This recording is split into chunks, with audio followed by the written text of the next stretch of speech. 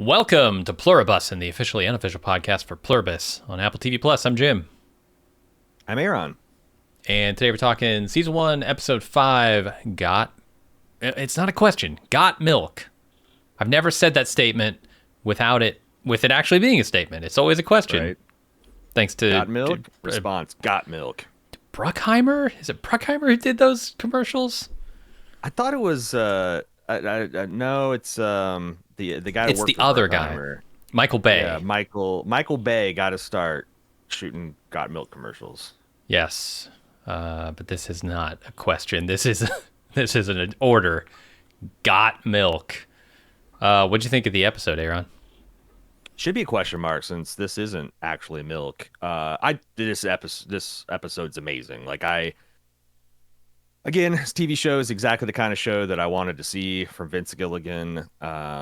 I thoroughly enjoy it. I like the meanings behind it. I like watching Carol kind of discover things and probably get things wrong. I predicted last episode that there was going to be a change in the relationship between the Pluribus and the singular Carol, but I don't think even I could predict how glacial, they're handling Carol like spent fuel rods from a nuclear reactor, like mechanical robot arms and heavy lead shielding, and they completely abandon Albuquerque because I was talking about they'll put an institute, some kind of no one can be left alone with Carol.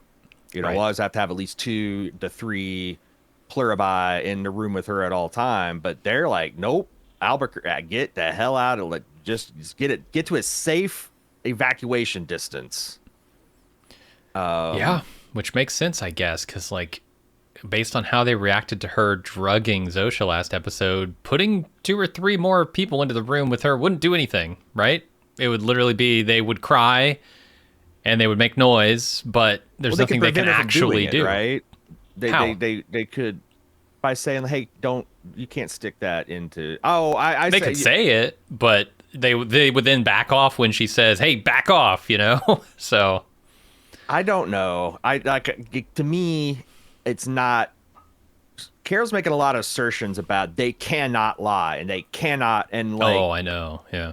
I don't know if it's a can or won't, or again, it's our preference. Mm-hmm. And then, as you're already reeling, you have kind of Carol have this mythological fight, fighting with the wolves. She gets in a little Liam Neeson action, and then the stunning revelation that Soylent Pluribus Green is made out of people. Who knows, man? It's got to be people. Mm-hmm. But here's the thing: when I was watching this and I was watching it again and getting all my notes together, I'm like, it's got to be people. But it's a Vince Gilligan show, which means the fact that it's got to be people makes me think it's not people even harder. Because Vince, and not in a malicious way that's annoying, I think Vince does take delight in getting the lemmings to go off a certain cliff before he reveals that, oh no, it's just ocean down there. Sure. And the thing about the Vince and why he keeps getting away, because I've been jerked around by some showrunners and I didn't like it, but 99.9% of the time Vince Gilligan jerks me around. At the end of the experience, I'm pretty delighted with where I got jerked to. All right. Yeah. Yep. Yeah. We'll just leave that one alone. And I will say, yes, I agree. And he's experimenting a little bit, because when I think of, the showrunners you're talking about jerking us around, I'm thinking of really awful cliffhangers, a lot like this episode, that are at the end of a season where we're not coming back for another year plus, and we don't actually even know what happened, let alone who it happened to, or why it happened, or what it means for anybody else.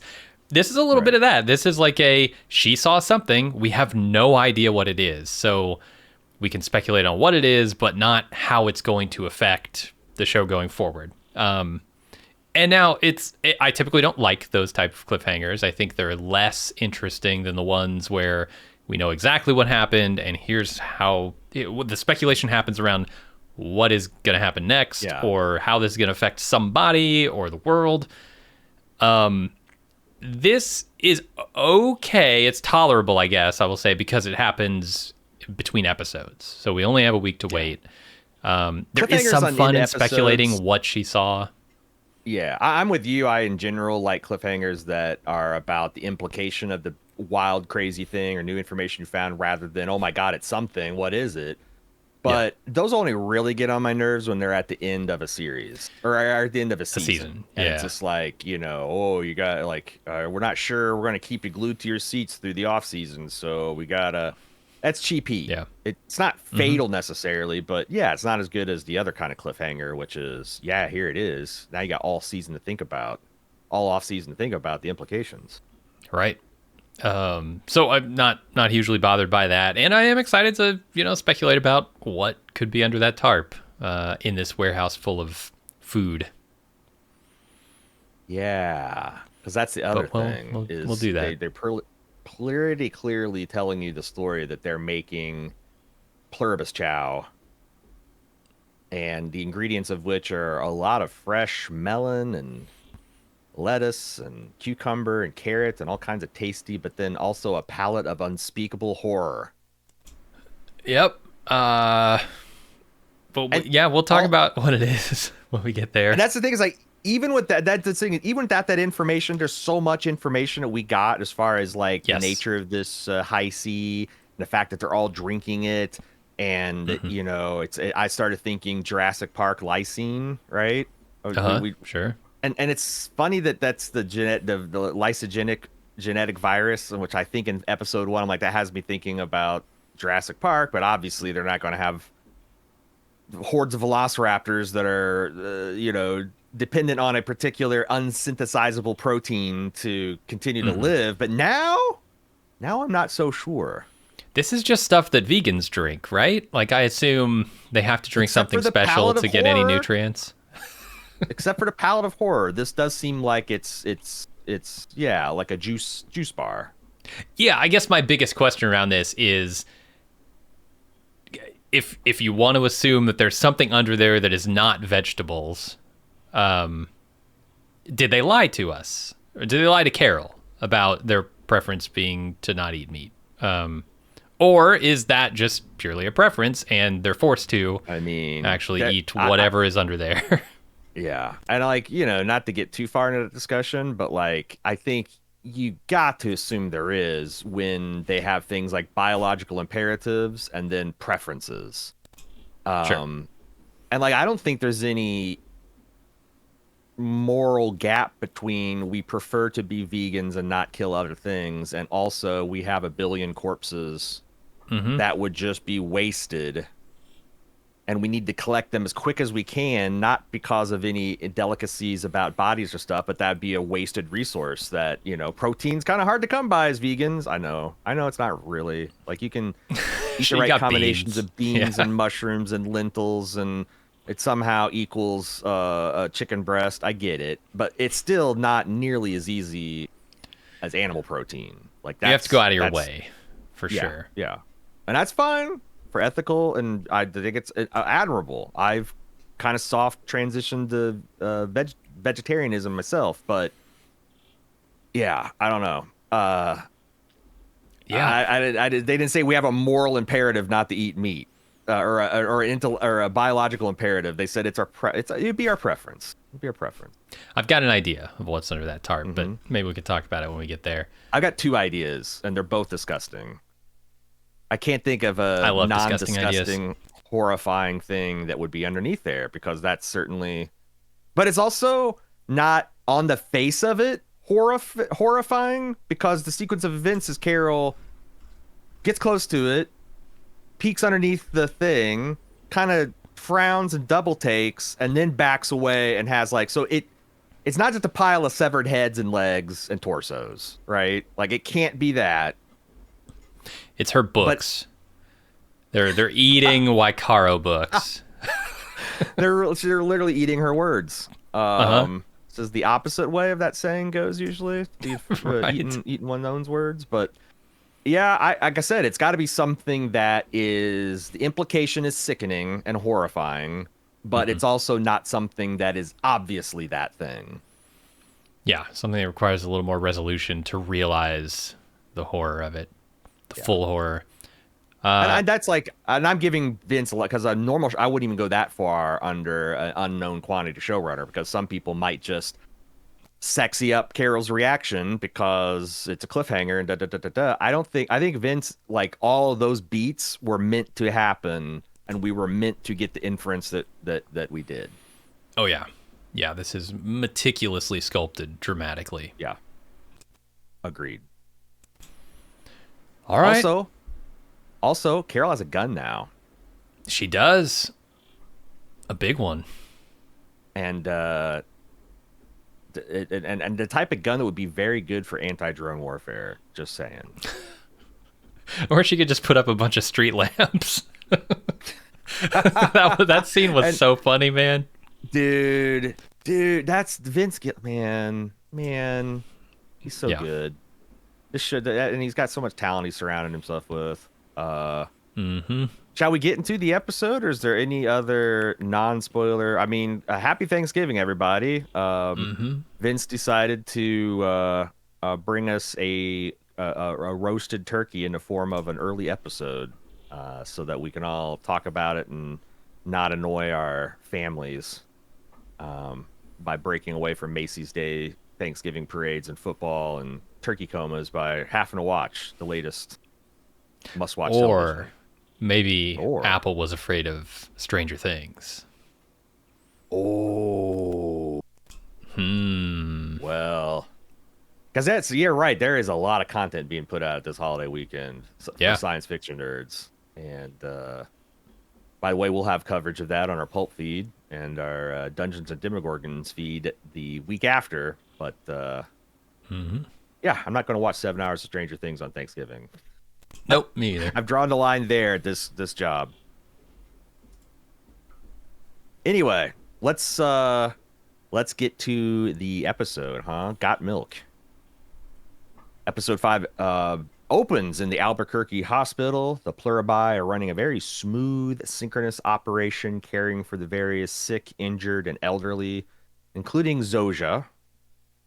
Carol's trying to de-stress at a nursing station when she receives an irate call from Lakshmi, who's upset that Carol made her son cry. The whole world cry, in fact. Carol asks a passing Pluribus to start screening her calls from Lakshmi, but she's getting a pointedly frosty reception. And after checking in on Zoja, she decides to take a little nap, and then the Pluribus get busy playing a little game of keep away from Carol. After awakening, Carol finds herself in a completely abandoned Albuquerque with a pre-recorded message informing her, it's not you, it's us. We need a little space and time to figure things out. Which I also love that they went forward with the natural outcome of like this long involved message, which it's like at the first time you listen to it as like, okay, this is new information. Every subsequent issue, like the Carol along with the viewer gets a little testier about it. I love that. I will also say this makes Carol look a little stupid too. On hearing that message the second time and realizing, oh, this is going to be a perennial issue for me, I would say, and please make your message shorter. Like 2 words. Just go back to the beep. I just want it to be like, yeah. Just put the beep. I get it. We're not talking right now. Right. So Carol, a little dumb, getting in her own way. She could have life a little bit easier, but she doesn't think about it. A couple things here that we get some actual information, because this is another one of those, kind of smell your flowers scene. Zoja's going to be okay, according to the super thick nurse wearing Daisy Dukes. And I imagine, since she is also the world's foremost expert in drug interactions and stuff as well, since she's connected to everybody in the world, that I could trust that Zoja's going to make a full recovery, even though she's fully intubated. Yeah, like medical coma looking at this point. Yeah, I mean, I assume she'll come around. I don't know when Carol will next get to speak with her. Because she's got to figure out. I guess it comes down to when they care to speak to her. And I can see the next point at which they'll care to speak to her being, hey, we have a solution for integrating you into the hive mind, for joining you. I don't know, because they might be telling the truth. They need time to process and come up with a new, like right now they're being maximally, but also like, because this goes back to the conversation we've had since the very beginning, like analyzing this through a relationship and like what's abusive and what's not. Mm-hmm. Because, okay, in nature, as far as I can tell, there is no morality. It's like what that one Greek asshole said 2,500 years ago. The strong do what they will, and the weak endure what they must. But in human civilization, we've gotten a little bit less red in tooth and claw, and we found out that like just letting the strong dictate, we're missing out a lot of other strengths in terms of intellectual achievement, in terms of artistic achievement, in terms of communication and politics, and it's better to actually have a forum where everybody can have to say, regardless of their physical power. However, I do think that ultimately the stronger individual morally should accommodate the weaker individual, if they want to have a society with them. And in this case, it seems like the hive mind is being fragile to a pathological degree. That the entire world is withdrawing from, essentially confining her in isolation because Carol violated one of their cells, bodily autonomy, and tried to get him to tell the secret of revealing the reversal of this, which I'm not even sure is true. So like, to me, this felt like a massive overreaction, but it's also a unique threat that if like Carol's onto something here, she could figure out a way to like get this information out of any one of them, then they could be killed, extinct by this one little flea character. So I honestly don't know where, because this feels like manipulation, abuse at the highest order. But then she's also an existential threat. Did you have any of those thoughts, Jim? Yeah, I mean, around the time where she got on video and was explaining to the others, like, I've clearly hit on something important here because of the way they reacted. Then I was thinking, okay, this is something that the hive, the Pluribus is taking seriously, which means, yeah, she is onto something. I wasn't thinking of it in terms of like an overreaction, though it's pretty extreme. It's extreme. Yeah, I do agree. Now that I'm thinking in those terms, yes. And doing it while she was unconscious, like that's the other thing that made it feel personal. Like, but I guess also if they want to get away without violating her bodily autonomy and they don't want her like grabbing and interfering, then maybe it's the only way. Damn good thing she took a long I just think nap. about like if there's a party you're at and someone gets a gun out and starts waving it in your face, is it an overreaction to leave that party and never come back to that type of party again at that house? I don't think so. But what if you were a giant the size of the Himalayan mountain and the party was at a regular sized person house, and you're standing outside, you're vibing with it, everybody, your head's in the atmosphere, and you hear someone's pulled out a gun and you're like, fuck this, I'm out.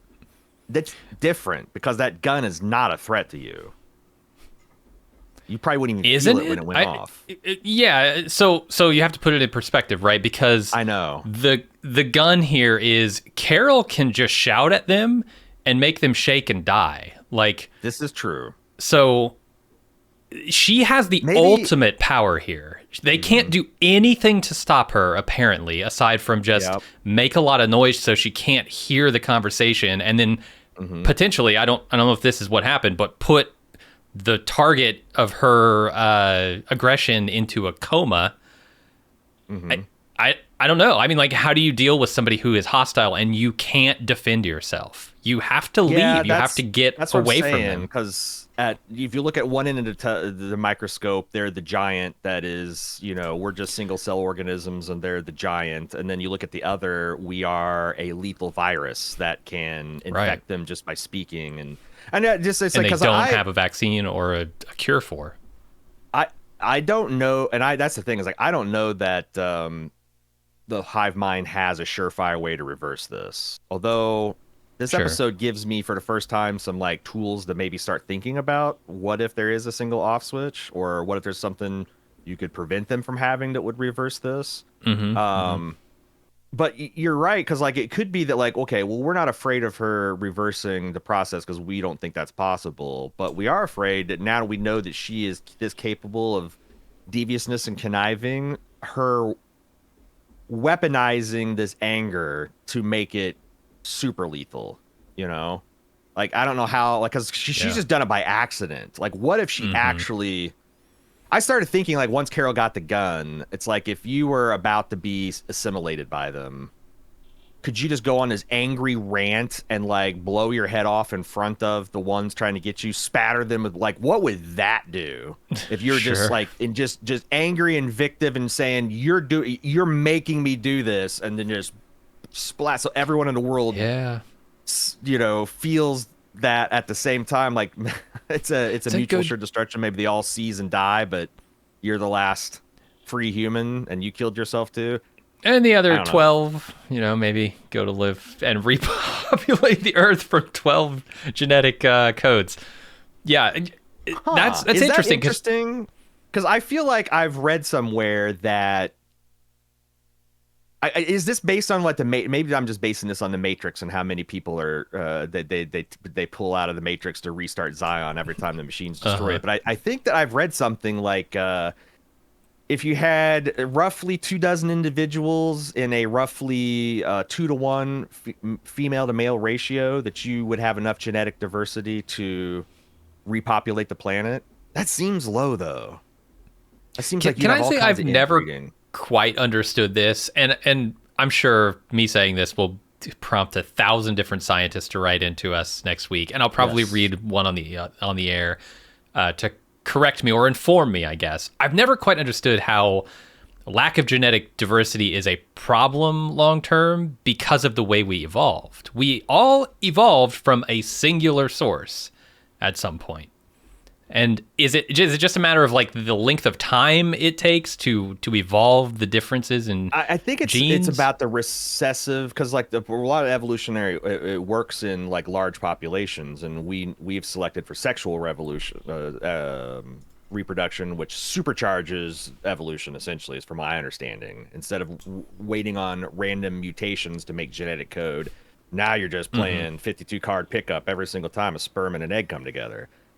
I think the danger is like if you unnaturally eliminate that system, you would have like a small pool of recessive traits that would probably get bred out that are bad, but there's no competing dominant genes in this pool, so you're just all going to get sickle cell anemia, or you're going to So is it like a chance that'll happen that over time becomes basically a guarantee that it'll happen? Yes. Is that yeah.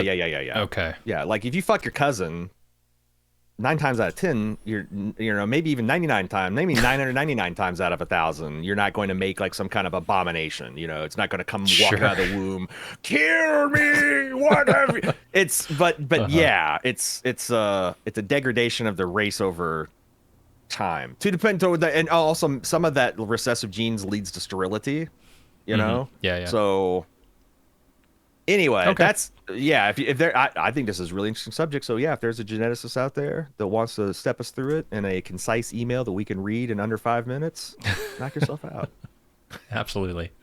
Anyway, did I answer your question, or do I just go off on a rant about not understanding genetics?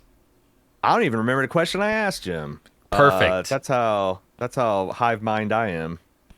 Can I point out here that Carol's attitude has changed quite a bit since she first met Zosha. Yeah. She would not sit vigil beside her potential deathbed in episode 1. Yep. Which, what does that say? She's getting like attached to this individual. She's starting to... Yeah, it feels like she's getting attached to Zosha. It could be. I think that Or it there's could be something guilt. to I think it's both. I think there is, like, as we found out last apps, not like a subsurface attraction that Carol's probably been fighting because, yeah, I don't want to fuck the murder of my wife, but like it's there, and that's a very very Raban. powerful.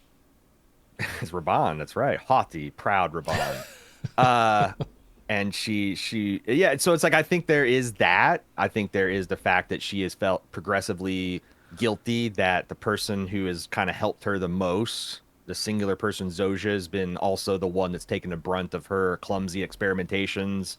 Right. There's also got, like, I think Carol's probably at some point, like at some level, a moral person, you know, the same as anybody else. And if I were fighting a one-person war against a hive mind, I would think more than a few times, how far can I go with this? Like, can I commit genocide because they did it first, or they did it like, Right. you know, it's like even if you could, it's like that'd probably be something that bothers you. So I think there's also a little like, oh my God, I could do this thing. Can I do this thing? Should I do this thing? A little bit of Yeah. conflict. Maybe not for Carol though. That's the thing about Carol. I don't feel like she's realized the power that she has yet in this situation. She's been trying to Yeah. get everything she's been trying to get information through like subterfuge and, you know, some direct questions, but been getting stymied there. But she has like the proverbial loaded gun against this threat, and I don't feel like she's quite made that connection yet. There's a lot of cool things here that I want to just talk about visually. Number one, Vince Gilligan quirk is this sped up time lapse stuff. You know, the Koyana Skotsi life out of balance kind of inspiration of Carol falling asleep here, and you get this the time elapsing. Yeah. I like that, and also just the visual contrast of Carol, who's standing there with like perpetually mussed hair, bruising on her face, shrapnel wounds on her arms, versus all the other people are walking around clean and orderly and unbothered. There's like, you know, an ordered versus disordered kind of visual thing that they're doing there, which I think is great. And also, bravo to the casting of just the Pluribi, because they're just fascinating people to look at. Like, there's gorgeous people, there's tall people, there's thin people, there's disabled people, old people, but like, there's not just like someone from a Sears catalog blazer. Like, it's like everyone's just really. I think that they have a good eye for like a really visually interesting menagerie of people on this show, and I've seen it when Saul does cattle calls for low life defendants. I've seen it when people come up to pick up. But this is like that on a bigger scale, because you're not just getting the quote unquote degenerates of society here. You're getting everybody, and it feels like it. Yeah, I was really taking note. There are some impeccably dressed people here with, let's say, a lot of flair, a lot of style. Yeah. And then there are some real schlubs. Canadian tuxedos occasionally you'll see, like, just the gamut. And I was thinking about it, like, okay, why would the Pluribus bother? If I was the only one on the planet, I would not care how I dressed. I would simply put on clothes that were as comfortable as possible, no matter what they looked like. So why are they doing this? But moreover, seeing that they are doing it, they would be incredibly good at it. You would have the best fashion designers in the world dressing every single person in the morning. Right. And granted, they wouldn't have access to amazing clothes, but right? Everybody should look decent. Disaster. Yeah, like if people with style can go through a closet of like, you know, terrible, outdated, and like throw things together that, you know, would look stylish or is a look. At least color. Cohesive. Yeah. Cohesive color matching stuff. Yeah. And I don't know, because like that's the thing, is like, does this virus make people happy? Or does it enable them to feel connected to humanity, and that's what makes them happy, and it cures all their, because of this, it cures all their insecurities and their foibles, and you know, like it's weird because like, on one hand you had Zoja, who's filthy and covered in blood and cleaning up corpses and still smiling, but you know she's working, right? That's right after the crash. And then the other hand, you've got these people who, yeah, look well put together and, you know, also appropriate. Like you see the guy, the old biker dude, he's not coming in like a blazer and chinos. He's got his jeans and his leather jacket, and like he looks like a well put together biker, right? Well, it's interesting. Okay, I'm going to extrapolate a little more. Why does he look like a biker?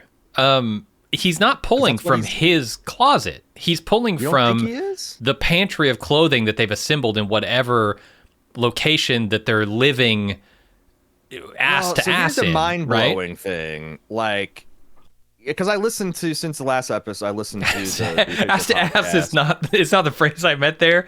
Nuts to butts is what I meant. Ass to ass is a very different thing. Honestly, if I was going to have to be with someone, I'd rather be ass to ass and nuts to butts. But I don't care whose nuts are on whose butts. Like, it's going to be better for ass to ass. But I don't know, because like one of the implications that they clearly wanted to give, and they were talking about this amongst themselves with Ray Seahorn and Vince and everybody, is like that the reason that the tall dude last with the funny face was in a bike riding outfit is because you're supposed to understand that like he was courier, I guess, biking in the middle of the night or getting ready to bike in the middle of the night, and that's like, but like it's been 7-8 days now. Yeah, are people just still close? Because they all look like, I didn't see like the gal that had all the ink and the dark red dyed hair, like had the leather bustier, and that looks like something she would have in her closet. And like you said, the biker guy. So is it a mass thing, or are these people just running around not cleaning themselves, not showering? Do pluribi not sweat? Did they not create armpit bacteria? They would have to, right? They're still humans. They gotta regulate their body heat. Yeah, using human mechanics. So like, they've got to be showering. Why would they dress like this, I guess, is the question. I don't know. But probably the answer is because it's funny and it looks good on screen. There's also like a lot of other AMD stuff or AMC stuff. There's a lot of early goings of The Walking Dead with her exploring the hospital, and it's just empty, and like finding a town that's completely deserted of people, rather. And I like her catching, you know, she gets up to the hotel just in time to see the tail end of the mass anti-Carol migration. Yeah. They're going like north and south or east and west. I'm not sure exactly how it was, out of the city in opposite directions. Like, fuck you, Carol.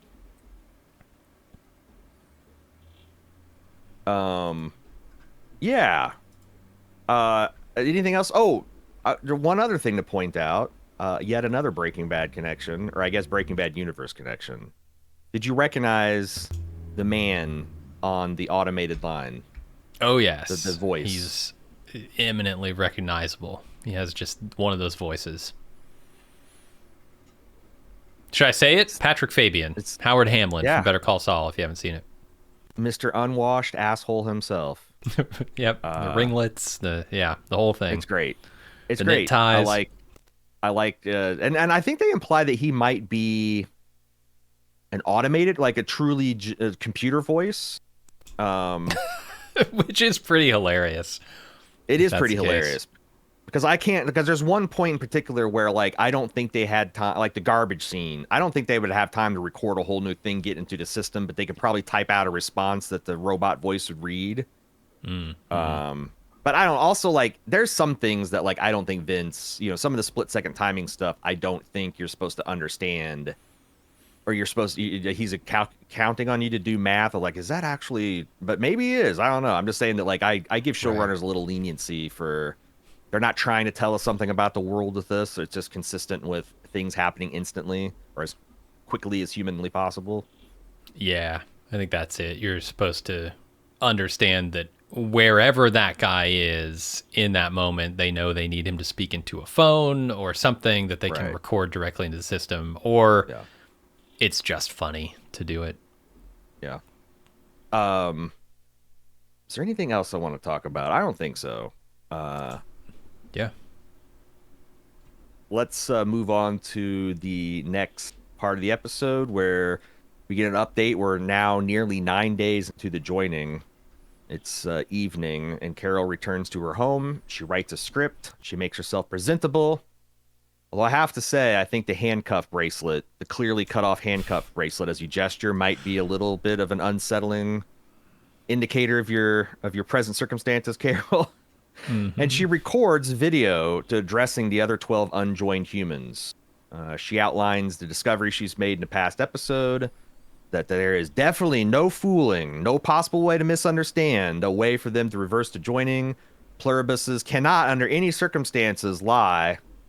And she implores them, rather, to work together with her to save humanity. And we'll stop there before we get into the Pluribus part of this. Yeah, so first thing I notice in this scene is her hiding the booze bottles before she films this, because she doesn't want to give the other 12 the impression that she is some kind of mad woman who's just drunk out of her mind, doesn't realize what she's saying. Haven't even met her, right? Oh, that's true. First that's true. impressions Yeah, being important. And the other half who are probably like primed to say, "Oh, well, she's obviously drunk again. She's gonna start shouting at someone and cause a problem." Yeah, because this does sound like an old school conspiracy theory, like before the internet got to where people could like put slick graphics and people start believing shit like chemtrails and faking the moon landing and all that stuff. Like she's got the affect and like the weird manic energy of someone who's like, they're beaming the signals in my head. I happen to notice that when I wrap my head in tinfoil, the voices stopped. So that must be they can't penetrate tinfoil, and that means that if like, so it's like, you know, and she only has the first dot to connect. She hasn't even connected a single dot yet. It's just, I did this thing. I have no information about it, but I think it means this. And that's actually, if human and humanity were working together, like everybody sharing, no matter what it is, like insights they have is probably the way to go. But it makes her look unhinged. And again, every time she gestures and that you can see this handcuff on her wrist, it's like you can hide all the bottles, but and she even realizes that at one point in one of the recordings where she redoes it because she's like, oh man, I really went off the rails at the end. But she's trying to present as the reasonable person, that she just cares. And I also like that line about, and if you know, some of you are of the opinion that this is good for the world on balance, and I want you to hold and cherish that opinion, because when this is forced on you, the last minute, you might have the realization that you did value your individuality. And yeah, that's powerful because it gets people thinking about, do I value my individuality? And thinking about their individuality as something to value in the first place. Yeah. Before it's too late. Yeah, right now, before they're in that final moment. So, yeah, I thought that was pretty good. And I'm looking for moments like that from Carol, where if she is actually a good writer, she can craft stories like this. She could craft interesting and stirring arguments against this. But to date, she's just been shouting about everything and angry. Yeah. I'm looking for her to get more intelligent about things. And you can also see that, like, she's very, you know, we talked about this last episode, the incapability of people conceiving, like, in good faith, a hive mind that could be beneficial without it being, you know, kind of predatory. Like, Carol clearly sees this from the Independence Day invasion of the body snatchers. Like, this is an unambiguously bad thing, and we are the guardians of humanity, and we have the responsibility to reverse it. And I think she thought everyone would have that same feeling, and as soon as we got together to talk about it, just be all like, oh my. So yeah, it's funny because, like, there's a lot of tension between the hive mind not knowing how to approach Carol and assuming that she can't really get into her headspace because they're not. With Carol, the same way, being unable to think that, like, oh, maybe this person doesn't mind merging with their family and they're looking forward to that. And it's a shocking thing to her. Yeah, she really needs to start thinking of these other 12 people as characters in one of her stories and getting into their heads, understanding what would be persuasive to them. Right. Yeah. Um, I also like because she's and she also does a couple dorky things like she ends it with good luck and Godspeed. Like that's like I think the last thing that ground control said to Apollo 11 before they blasted off. Hmm. It's like, we've seen good luck and God. Like it's a very Winston Churchill addressing the nation before D-Day kind of thing to say, and Yeah. it's appropriate, like because this is like this is her Carol trying to give her president from Independence Day. This is our Yep. Independence Day speech. But like it's also just this lonely woman sitting in her living room, barely trying to keep it together. So like, Mm-hmm. what if the crazy conspiracy lady gave you a stirring good luck and Godspeed speech? It makes it even Yeah. more unhinged, right? Totally. And you're right. She's making some Um, assumptions, I think, here too yeah, about them not being able to lie. I think that's different yeah, because we see that they can withhold information. That is a form of sure. lying. There's lots of shades of lying, and there's also something like they might not do it by nature, but like also if they're a very intelligent organism. If you prove that like maybe keeping information or lying or just not giving you information is the survival mechanism, then they're going to do it. Like a lot of the stuff her so proudly saying and like knowing that the people are going to have to, this is again, there's a little shades of like a 5-year-old recording a video to all of his classmates about we should rise up against the parents. Mom, can you take this SD card to Walgreens and copy it and drive it to Susie and Billy? Like she has to take advantage of I guess the kindness and the going along of the hive mind to kill the hive mind. I think And that makes it real interesting, like where are the lines where they can say, no, we won't do that because they do have them. They won't give her but she's information acting about as how if to stop him. She's not being like, she's like, I've got several revelation. Like for example, it's really interesting what made the entire world cry. And I think that there's a clue to how we might be able to beat them. Contact me instead of like laying out everything, because she's playing with all of Sure. she's playing with all, like her only real advantage is they have no insight into her mind, and she's putting a lot of cards face up that they wouldn't be able to read otherwise. And it's like that kind of bothers me. That again, it's the 5-year-old who wants to overthrow the parents, but needs the parents to buy them the guns and the explosives and Sure. and curry their messages and simultaneously the 5-year-old is treating the parents like 5-year-olds because she says, right. It would make me real happy if you delivered this message. Like, it's so they're either going to be bound by their, I don't know, imperatives to make you happy or not. You saying this would make me real happy, and on the other hand, I might be sad if you didn't. I don't know that helps at all. That's a naked manipulation tactic too. Like, sure. Yeah, this, if you do this, I'll be happy. If you don't do this, I can't be held responsible for what happens. And but anyway, yeah, let's get to that scene. Carol calls the operator, leaves a message demanding that they copy and distribute this anti-Pluribus message that she has recorded. They respond by sending out a drone to receive the message.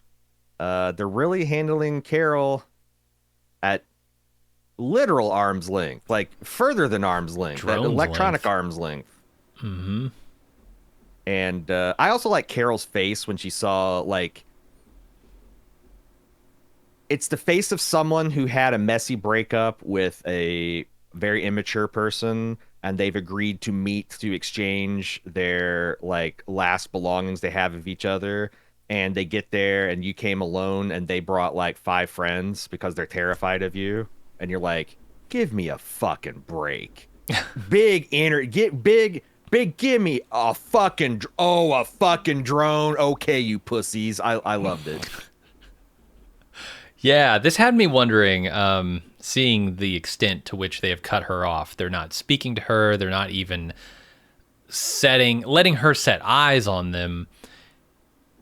And I started thinking early in this episode, has she pushed too far too fast? If she hadn't gone to such extreme lengths with Zosha last episode, would she have a better chance of figuring this out? Asking more subtle questions, being a little sneakier. And in some ways that might be true, but as I watched the rest of this episode, I'm thinking, oh, actually this opened up some possibilities that she might not have had before, like Yeah. opportunity to discover what the hell they're drinking. Seeing where their distribution centers are and how that all works. There's a lot of information she gets that she might not have had access to. I wonder, there's a couple things I wonder. I'm 99% sure that there's a Reaper drone looking at her house, and they are not unaware of her investigations. Because that's the first inclination to do it. They've got a bunch of Reaper drones they're not doing anything else with, and now that she has... Because because I'm wondering how they would feel if she got hurt and then she died before they got there to render medical attention. So I'm thinking that there has to be a 24/7 watch on her house that she's not aware of. So that's one thing. But yeah, that's like I was like, where is the balance between going low and slow, so that the hive doesn't see you as a threat and you can still undermine them, versus waiting too long and losing the initiative? Because there is a clock on this. The second, and I'm guessing that fully 99.9% of the world's waking effort is going into researching this particular problem, and the others are going into feeding and infrastructure and keeping the 13 happy, right? Yep. So that's my guess, unless they have motives that we don't quite know yet. So yeah, is she going too fast, or is this the appropriate reaction when you're in a race against time to save the world? Is there a happy medium? Right.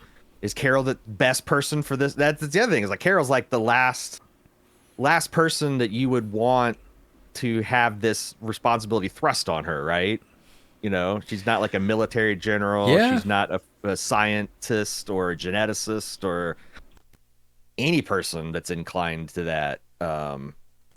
She should at least be a creative thinker, I assume, as an author. But yeah, you're right. Although I will say, so she probably wishes that a lot more of these survivors were like her. I can almost guarantee that.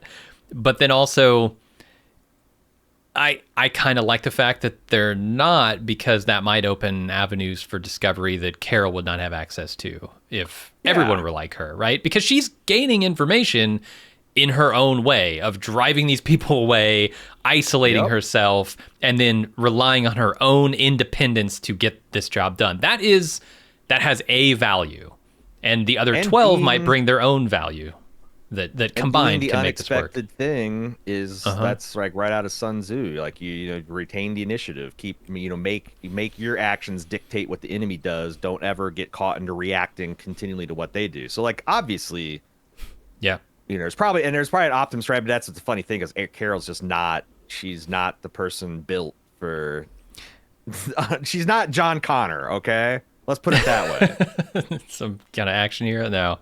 And can we talk about the irony here of what she's trying to accomplish? She is trying to bring together humanity to fight off a threat to humanity that is represented by the joining of all humanity. Yeah. There's humanity all the way down.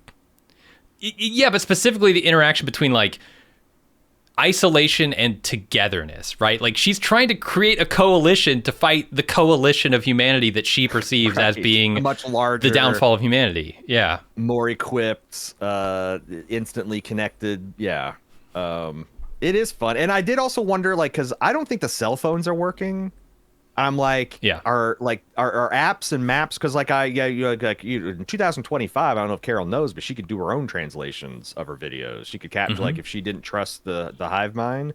I don't know if she's not aware of that, or if because a lot of those apps require connection to work and it just not working, or I assume there's no need for the internet, or. Yeah, how does she know where? I kind of started thinking of like when she drives around, then she just goes to like the food place. Like, how is she knowing where to go? I don't know where the hell to go. And if I know where to go to things I've gone before, but if I found out there was a dog food manufacturing plant in Cincinnati, even with the address, I'd probably be like, the fuck road is that? What part of the city is that in? You know? I could find out because I'm a Gen Xer and I still remember how to use a fucking atlas. Okay, I go to I'm 30 minutes in a bookstore or 15 minutes at a gas station from being able to find my way around any city I'm in. But Is Carol one of those types of people? I don't know. She's getting around somehow. Yeah. But because I noticed that every single time they're still using landlines. Like Yeah. Lakshmi called her at the nursing station. She's not hitting her Which cell makes phone. sense, right? So Like they can shut yeah, down the cell phone towers because that wastes yeah, energy, but the landlines are there. They're buried right. or they're run already. They could So not power them though. I mean, you could turn like they that's do require that's true. power to work. Not a lot, but a little. Yeah, and then Hmm. maybe they're just keeping it because they do have to have a communication for care. It's for them. But like, Yeah. I was thinking that like I would be so much less effective in any kind of like human resistance operation if I didn't have a smartphone and I Oh couldn't yeah. just look up on Wikipedia the recipe for gunpowder. You're Uh right. huh. Like Totally. Yeah. I Yeah. don't I don't yeah, I know where to find out things, but I don't know a lot of things, and not having the Hitchhiker's Guide to the Galaxy in your back pocket would be a huge way to Hmm. hamper anybody. So that night Carol has dinner alone, has another Michelina's lean cuisine whatever, and retires for the night. She finds it hard to sleep alone with Helen's empty space in the bed right next to her. Then she hears a commotion outside. It seems the critters of the desert are already reclaiming Albuquerque, and Carol finds a few wolves in their backyard digging through her garbage. Spooked, Carol leaves another message demanding that all the lights in Albuquerque get turned back on right now. And half a minute later, they are. Hmm. At first, I thought these might be coyotes because they're kind of small wolves, but they later Yeah. established that these are wolves. Hmm. Um, And I find it very easy to believe that within a week's time, if all the humans boned out and all the lights were turned off, and out, like our cities would be reclaimed by. I mean, hell, like I see deer and coyotes running down my urban neighborhood on a fairly regular business, and I imagine Albuquerque being in the middle of the fucking desert would be even Hmm. more so. Oh yeah. With all the trash that's sitting around, ready to be picked apart. Sure. Did you notice the book that was lying on Helen's nightstand? Yeah. It's an Agatha Christie novel called "And Then There Were None." And I, I and, and, and I was I going to saw ask our Talbot's producer. eyebrows go up and Yep. double because then she heard it's then and there were one because Cecily like gasped out loud when she saw it, and I'm like, and I'm like, oh, she's like, yeah. Do you know what the original title of this book was? And I'm like, no. This was published in I think the late 30s or the early 40s in Britain under the title of 10 Little N-Words. What? Wow. You did not know. Oh, so you did not know Okay. this.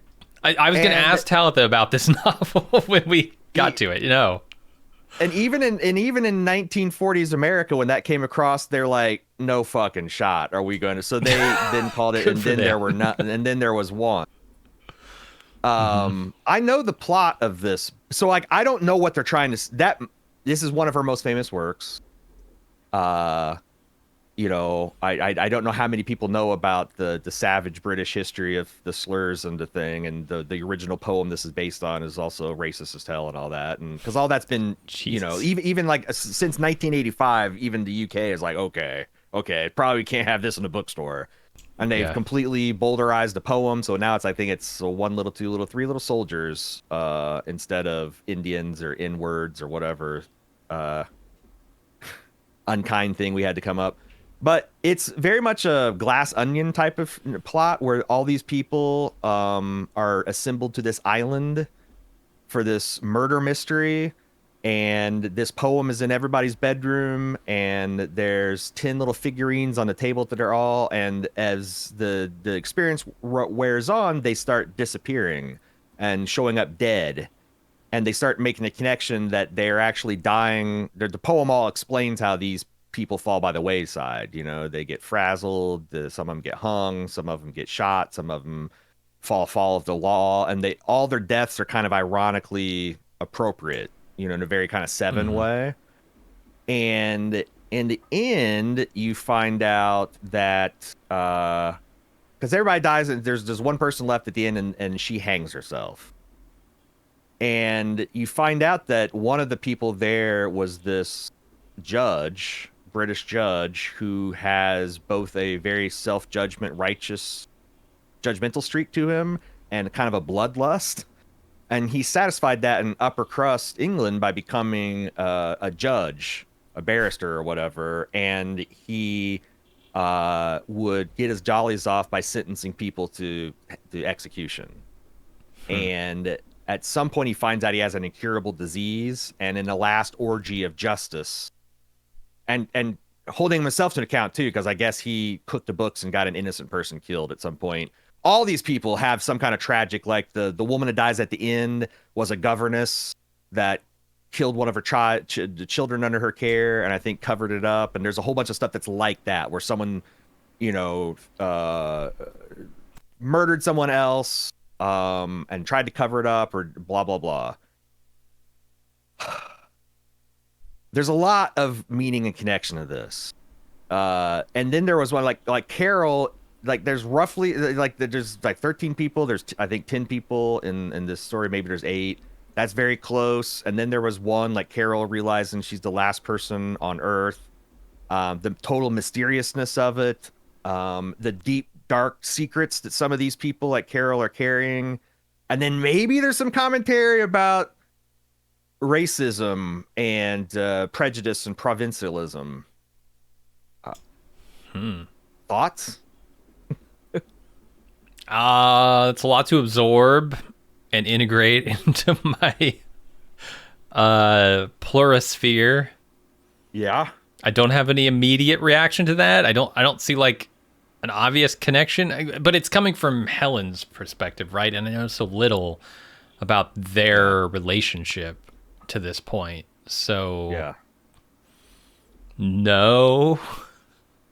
Yeah, sorry. It's a lot. Like I said, there's obvious angles that can match up at, and there's non-obvious angles, and also it's just a reference to a book cover, so it could just be Vince having a little fun.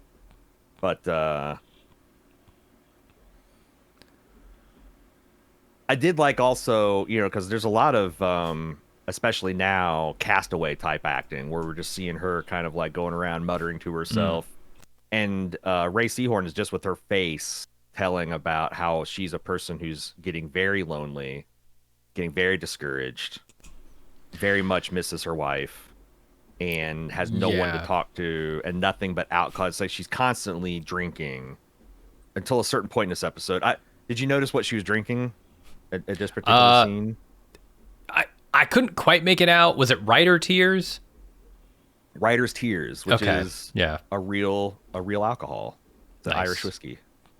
Pretty funny. And I like, because she seems like she's drenched in irony, and now she's got like the world's worst case of writer's block, I guess. I don't know. She doesn't know how to communicate these people. Yeah, that's the thing that I've noticed through this episode is this sort of is a meditation on her existence seemingly prior to this whole event, because she's it has become apparent to me that she, over the course of her life, for maybe, reasons that make sense to anyone who looks at this situation, has been pushing people away from her, has been very reluctant to interact with people. And when she's forced to via her job, it's very much a burden for her. She dislikes it. And now it's sort of like, look what these hands have wrought kind of thing. Like her life now, when it is consisting only of that, and she doesn't have her one rock of Helen, and her one touchstone there, now she's really realizing just how empty, how much of a void that life was. It's also another, I talked about a 5-year-old plotting against her parents. It's also another little kid move to get spooked by something in the dark and then want to turn on all the lights. And it's like, this is the ultimate, I'm going to turn on all the lights in my bedroom, all the lights in the house, all the lights outside. You know what? The whole fucking city, in fact. Turn on the whole city lights. I did like that they did that for her, because it shows us that while they are keeping their distance, they're still willing to do her bidding on a fairly large scale. It's not take out my trash. It's turn all these lights back on. Also, I actually wonder if this would be possible. If they literally... I'm taking Vince as word, there's no one left in Albuquerque. There might be some people on the outskirts in an ambulance waiting to render medical aid or whatever, but they're how the fuck did they restart the lights in like a 15-20 second time. But like again, I'll that admit might I just don't know how be, interconnected our grid is. Can they do that from maybe you can. Santa Fe? Can they do that from Yeah, anywhere in the country? yeah. But that's one thing. But again, I don't even know if you're supposed to literally. Because the other thing I noticed is that Carol fell asleep and put her sleep mask, or I guess Helen's sleep mask, on before this happened. So it could have been an hour later. But the lights are back on in Albuquerque is the headline. I will say that I was a little disappointed in Carol that after she had this experience with the wolves, and she's had a whole other day, she's gonna have a whole next day to like get into that cop car where there's obviously weapons, and she doesn't decide. Because even if you're just worried, like wolves, a pack of wolves will kill a person, no problem. Oh yeah. It might be wise to go around Albuquerque strapped if it's going to be abandoned. And also, yeah, just be armed. Just be armed. You're the lone bastion of humanity. Come on, act like it. Do you want to, like, what's your convictions here, Carol? Are you going to refuse to be taken to the joining vats? How are you going to stop them? At the end of the day, the only thing you got is like depriving them of your life. How are you going to do it, Carol? Get that atomic bomb. Get that. Stick it in a cart, wheel it around behind you everywhere you go with your finger on the trigger. What if they haven't just left Albuquerque, but they've literally retreated to what they've calculated the safe radiation distance of it? So they're like, you know what? If she wants a bomb, we can give it to her, and let nature take its course. Like, I wonder if they've like pulled out like 15, 20, 30 miles or maybe. I mean, probably the next town over in New Mexico is 15, 20, 30 miles away. This I is imagine. true. They're all camping in Tohajali. Yeah. All right. The next day, Carol gets the trash cleaned up and requests garbage service, and they respond with airlifting her refuse with the drones. Maybe she fibbed a little bit about the maximum 17-pound weight because, boy, it has a hard time taking off. It gets caught up in the infrastructure of a streetlight and then rapidly spins around and with its 8 slashing blades destroys the garbage bag, flinging refuse all over the street. Fucking loved it. So funny. Because you know it's going to happen as soon as it starts. Almost as soon as she's like, I think this is 17 pounds, fuck it. And then when it's struggling. And I also love the fact that, like, I don't think they scripted that thing came in and had trouble picking up the bag. I think that's probably something that organically happened, and Vince is like, you know what, this is actually funny. Yeah. It's going to make the next thing funnier. Because, like, every step of this operation is kind of a failure. And it ultimately just makes a big fucking mess. Which doesn't get resolved in the episode. Like, that thing is going to continue to be strung up there throughout this whole episode. Yeah, this is one of those indulgences of Villigans that I liked quite a bit. Like watching the entire process of this drone try to lift off and then barely get off the ground and then hit this lamp post and wrap around. It was all glorious. Yeah. And then even the delayed, like the actual bag failure happened. The total bag failure happened after the thing had come to a rest. It's like, it's really good use of 3 in comedy. And it's one of those things where you just know Vince has got to be giggling when he's on set. He's got to be giggling when he sees the dailies. He's got to be giggling in the edit bay. He's got to be giggling when he listens to these stupid podcasts and reads what people are saying. Like, he seems like he has the most fun. Vince giggling. Vince Gilligan is Vince giggling. Giggling Gilligan. Vince giggling. He's the Villa Gilligan. I don't know. Anyway, let's. Do you have anything else you want to say, or should we move on? Let's get into this dumpster. Okay. Carol decides to take matters in her own hands and drives her garbage off to some municipal garbage. Like some, garbage cans in a park or something, and starts stuffing her garbage there. But she notices in the refuse that there's an awful lot of milk cartons. Just empty milk cartons, and only empty milk cartons. She gets a hunch, and in a scene that's got to remind people of the early goings of Better Call Saul, she does a little dumpster diving and finds out that the dumpster is only milk. She notices the source of the boxes is a Duke City Dairy, a local corporation operation, which seems to be completely given over to the manufacturer of this strange orange liquid when she investigates. that the Pluribi all consume. We saw this last episode that these people are just sucking down milk at the hospital. Mm-hmm. Carol decides to make a brand new video to the other 12 outlining all of her experiments and discoveries and conclusions, but has to begin all over again when that loneliness, frustration, grief, and despair set in and the seams in her put together Carol facade start to show through. Yeah, I will say Bob Odenkirk got to dive into a much grosser dumpster. Yeah. This is I will say if that was a dumpster full of empty milk cartons have been sitting in the Albuquerque sun for a couple days, that would probably be gross. True. But yeah, you can't compare with the Jimmy McGill dumpster dive. Not at all. Yeah, outside of an old folks' home, there's a lot of bad stuff in that dumpster that he dives into. I never even thought of that because human trash is just gross, you know. Oh yeah. But yeah, outside of an old folks' home, it's going to be grosser. Oh, I would think so. And one of the things, so she gets to this Duke City Dairy place, and she's discovering all this stuff. And when she discovers like that they're drinking whatever stuff is made here, I started to connect it to the beginning of the episode, like the very beginning, the opening, where like they were making. They started with somebody drinking this stuff, right?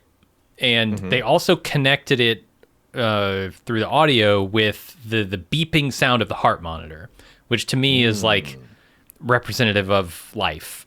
And so at this point, I'm feeling like this milk stuff that they're drinking is somehow is a life-giving substance in one way or another. And whether that means physically for human bodies or for whatever virus-like thing has taken them over, I don't know yet. Yeah, I'm wondering because like that's the way this could just be an uber efficient diet for all 7 billion people. Like this is all the essential amino acids, proteins, vitamins. It's got calories. It's liquid, so everyone can digest it. It's easy to manufacture. It's consistent. But I was like you. I was thinking Jurassic Park and that the lysine dependency that they tried to engineer into these animals. And but my only question is like, well, how? When we saw Patient Zero, they were able. The virus took effect right away. If it's like some chemical substance that people don't like, I don't think it would work. So, but maybe it's something in very limited supply in the human body. And it would be burnt out very quickly, but it has to be. And my question is like, is this keep them alive or does this keep them connected? And if you deprive people of this substance, would they slowly start to come out of it? Or would they? Yeah, I mean that's a possibility. I do wonder if it's something that keeps the connection, because like that's the one thing that they're doing differently. That as far as we're aware, the human body cannot do, which is to psychically connect our thoughts to another person. Yes. Like we have not found that mechanism if it exists in the human brain yet. So if they needed to preserve that function, an alien function within the human body, they would need a specific substance, I would imagine. That might be a leap. I mean, the other way this could go is this is simply the most efficient form of nutrition for human beings. It's like drinking Soylent. Mm-hmm. Yeah. Because you can. There's me and Jim did it for a couple of years. There's a couple of liquid subscription services where you just drink these essentially Ovaltine type of things, and it provides you 100% of what you need every day. It's kind of crazy. But it could be that, Could be just a perfected form of that. But it could be the lysine that they need to keep living or keep communicating. The other thing is, I started really thinking about the implications of this, because, like, you know, one of the uncomfortable implications for the Pluribi, the Pluribus, is that, you know, they respect people's autonomy, but except for that initial act, because it's a biological imperative. Yeah. But I wonder if there's something about, like, okay, so you've experienced it, but if you don't drink this substance, it will go away. And that's each individual's the choice, free moral choice to keep drinking the beverage or not. And like Ooh. that'd be a neat way to like, okay, well we didn't, but like we essentially give the mechanism to go back, and no one ever chooses it. So like we're morally a-okay. Yeah, it's a false choice. Well, it's not a false choice because I think that I'm willing to believe that a person who's experienced interconnected humanity would not want to go back. Like 0 people would want to go back. Okay. Yeah. Some obviously it's going to be a hard pill for some to swallow, but like that's a storytelling possibility that I'm leaving myself open to. And I Okay. also think it would kind of give their smarmy intellectualism a little bit more weight, that if this is like, oh, actually every morning 7 billion people wake up and decide to drink the orange juice. They decide to drink the Tang, Right. you know. That That would be kind of morally cool that deal. yeah, gotta get some off Makes the it hook. better. It doesn't, it's still fucked up, but it's like a lot more morally defensible, and a lot think that Sure. I guess if I was an emergent alien intelligence, it would make me feel better about myself if, oh, everybody actually prefers it this way. Here's my other question about this. Why would they abandon this substance? I'm going to call it food for her to find. A for her to find, but B, they could use this. This is life-giving substance for them, apparently. Yeah, but all that medical supplies at the hospital, like they like it must, because that's the thing. I've always heard this is true, that like there is no reason for anyone to starve on this planet Earth. That we have way more calories and nutrition that we generate per capita. It's always been about logistics and greed and corruption that everyone's not fed. So I would guess that like you could leave a whole city's worth of food behind and it's not that big a deal. And it's like, well, why would we transport this when we could transport people instead and just, I mean, I guess if it's more efficient to create new stuff than to move the old stuff, they would do that. But I'm looking at this from an efficiency perspective, and stuff that's already created seems. But if you have to get, and also you've got the amount of time Carol's taking a nap to get the fuck out of Albuquerque. That's the other thing I think that they're planning on. Yeah. But yeah, Sloppy. there's a couple things we know about this. Number one, it's some kind of yellow or white or pale bluish white. It's gritty. It looks like it's the consistency of like ground sea salt, I guess. You know, it's not like a fine. I thought powder. it was sugar at first, but no, it's yeah, but you get it's like a crystalline powder kind of, and it's got a crunchy thing. When it is combined with water, it turns orange. I almost want to say it's non-toxic to Earth life, and they put the crows in there eating it to prove that, but also maybe the crows get in there, eat it, and they're going to be dead in 15 minutes. We didn't. It looks like we got into the very beginnings of the crow infestation. So, because that's my thing. Is like, why don't you just taste it? You know, like I was wondering if she would. They didn't. I bet she does eventually. She just gets desperate and tries. I think that she's scared too, because what if that is the thing that is making them like they are somehow? She doesn't want to become she that. survived the initial spraying and the kissing, and like I feel like, but maybe that is a concern. Yeah, it could be. But she dumps all this out, and you know she gets records it because she gets to be like wild-eyed conspiracy theorist. And I also like the fact that this is Carol. She's not a scientist, but she does have a hot tub. She can test for chlorine. She has she's tested her water to make sure it doesn't have any impurities, so she can tell that it's pure. She's doing what she can, but it's just not a lot. Like when she lists off all she knows about it, it's like this, and it feels like this, and it doesn't have chlorine in it. It's really funny. Yep, her trying to do science. She could do more science here. I think she could try and exploit these drones in some way, I guess.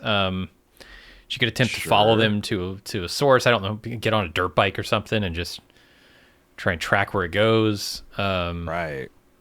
What I'm just thinking about, like, where are her avenues to get new information about these people? Her only point of interaction at this point is the telephone and a drone. And it's tough because, like, that's the other thing I realized is usually an operation like this, you'd have records, like you'd have shipping manifests, but like, as far as I can tell, the Pluribus generate no paperwork. Like they're the opposite of the German Nazis in World War II. They just like, why did they have to write anything down? Why did they have to send a single message? Why did they have to? They don't. No. So it's really trying to find almost like a lost like you're just trying to, there's like a lost tribe. You go in, here's their village. Okay, I see some broken pottery here, and I see some evidence of carving on bone here, and I think that you're like Jane Goodall, right? Like you're observing from the outside the dynamics of this species that you can't understand, right? Like linguistically, yeah.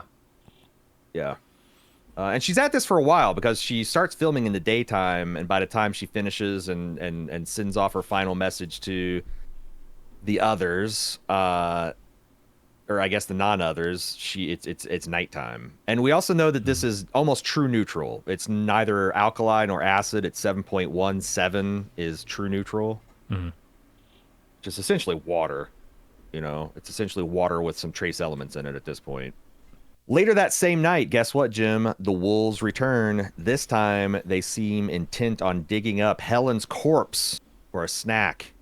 Carol, obviously horrified, manages to drive the wolves off by ramming her cop car through the back fence and parking the cruiser over Helen's grave. Sirens and lights fully going. That's a hell of a plan. I love this scene. There is such an urgency and a desperation created by the music. Like Dave Porter, just holy shit. He's this good at episode. That. Yeah, man. It is. It's very similar to like the crawl space moment where it's just like the world is blowing up, and I feel it through this music for Helen, for Carol, seeing Helen's grave being desecrated.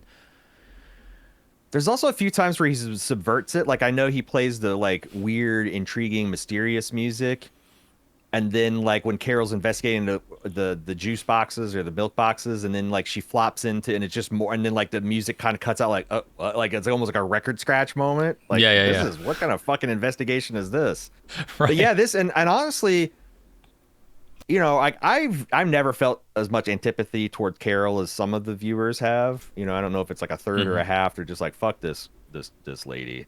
But, like, you gotta feel for her waking up and seeing these apex predators, and you know what they're doing. They're trying to dig up her wife's corpse, and what the fuck is she going to do to stop it?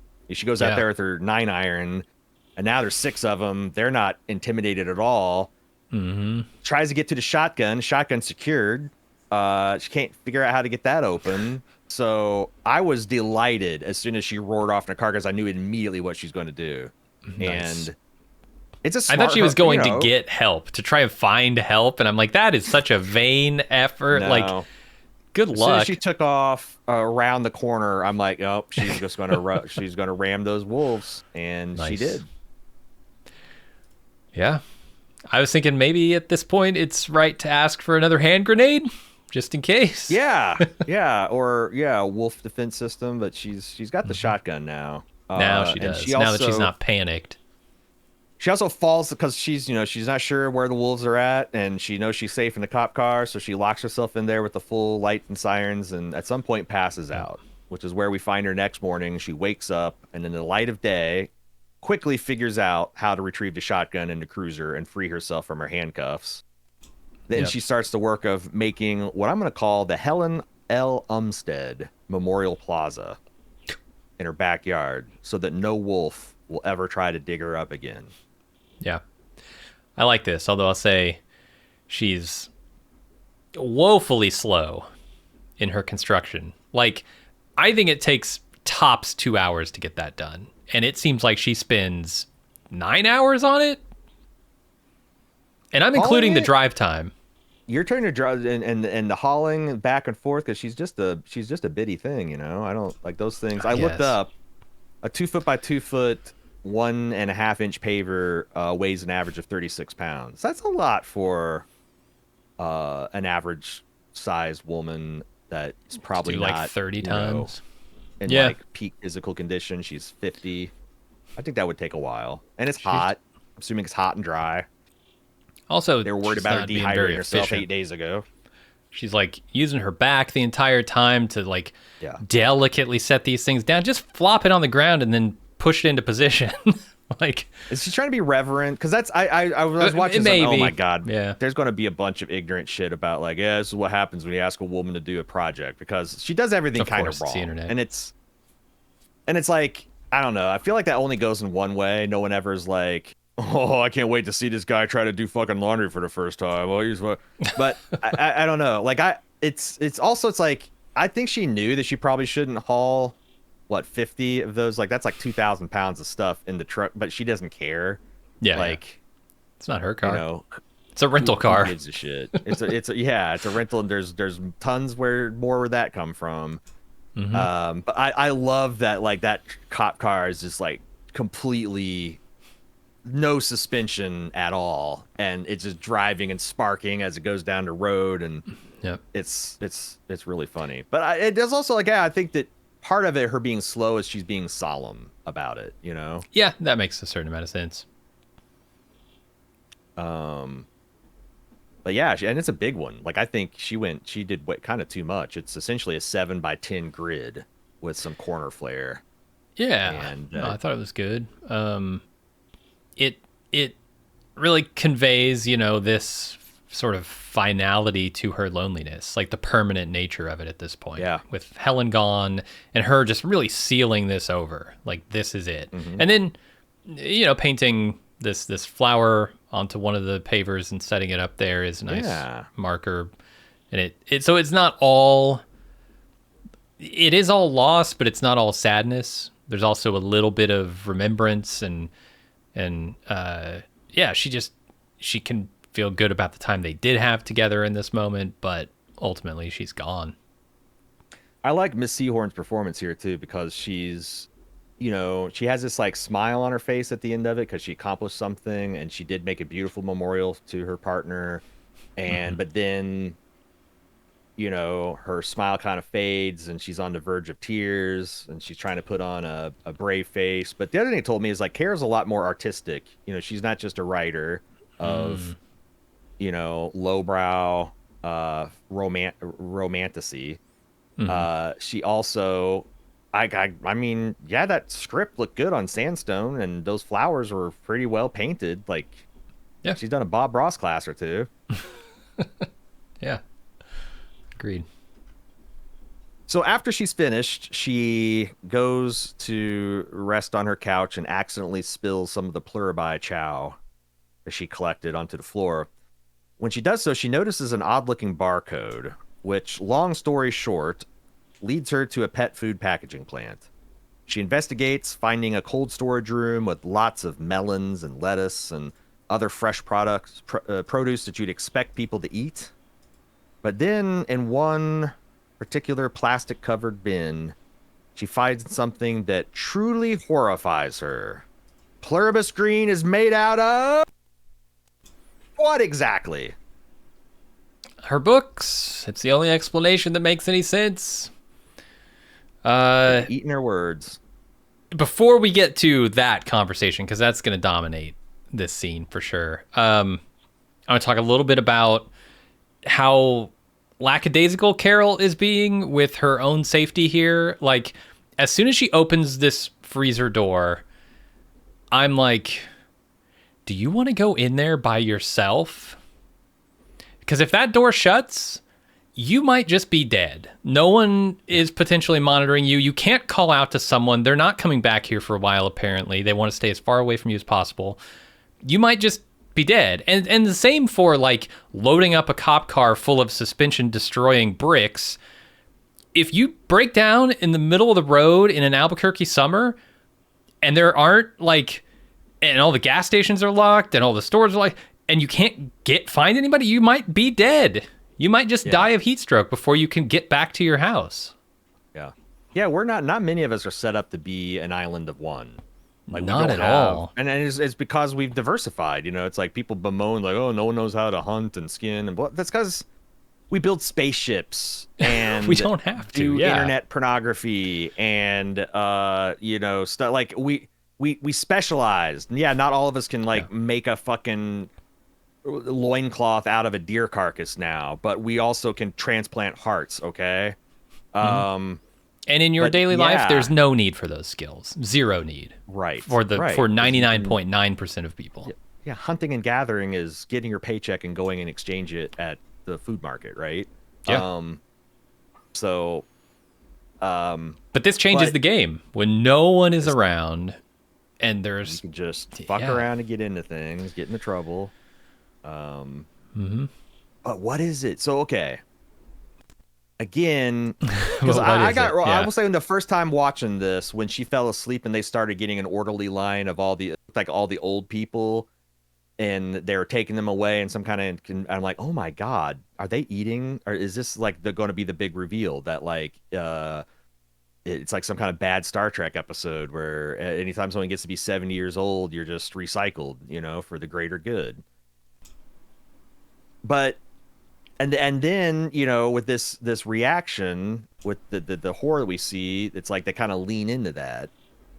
um Yeah. but they're leaning into it so much that I feel like they're, like I said in the opening, that Gilligan is going to swerve us giggling all the time.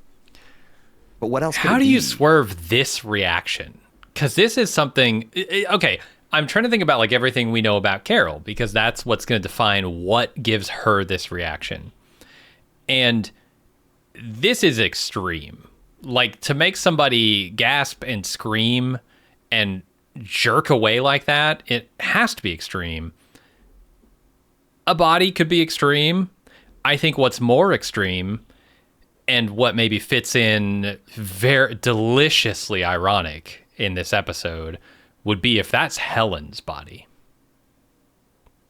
That they had dug Helen up, and these wolves were just digging at a place that had been dug. They weren't even like going after Helen's body. She covers up Helen's body with the stones, and then she sees it here in the warehouse.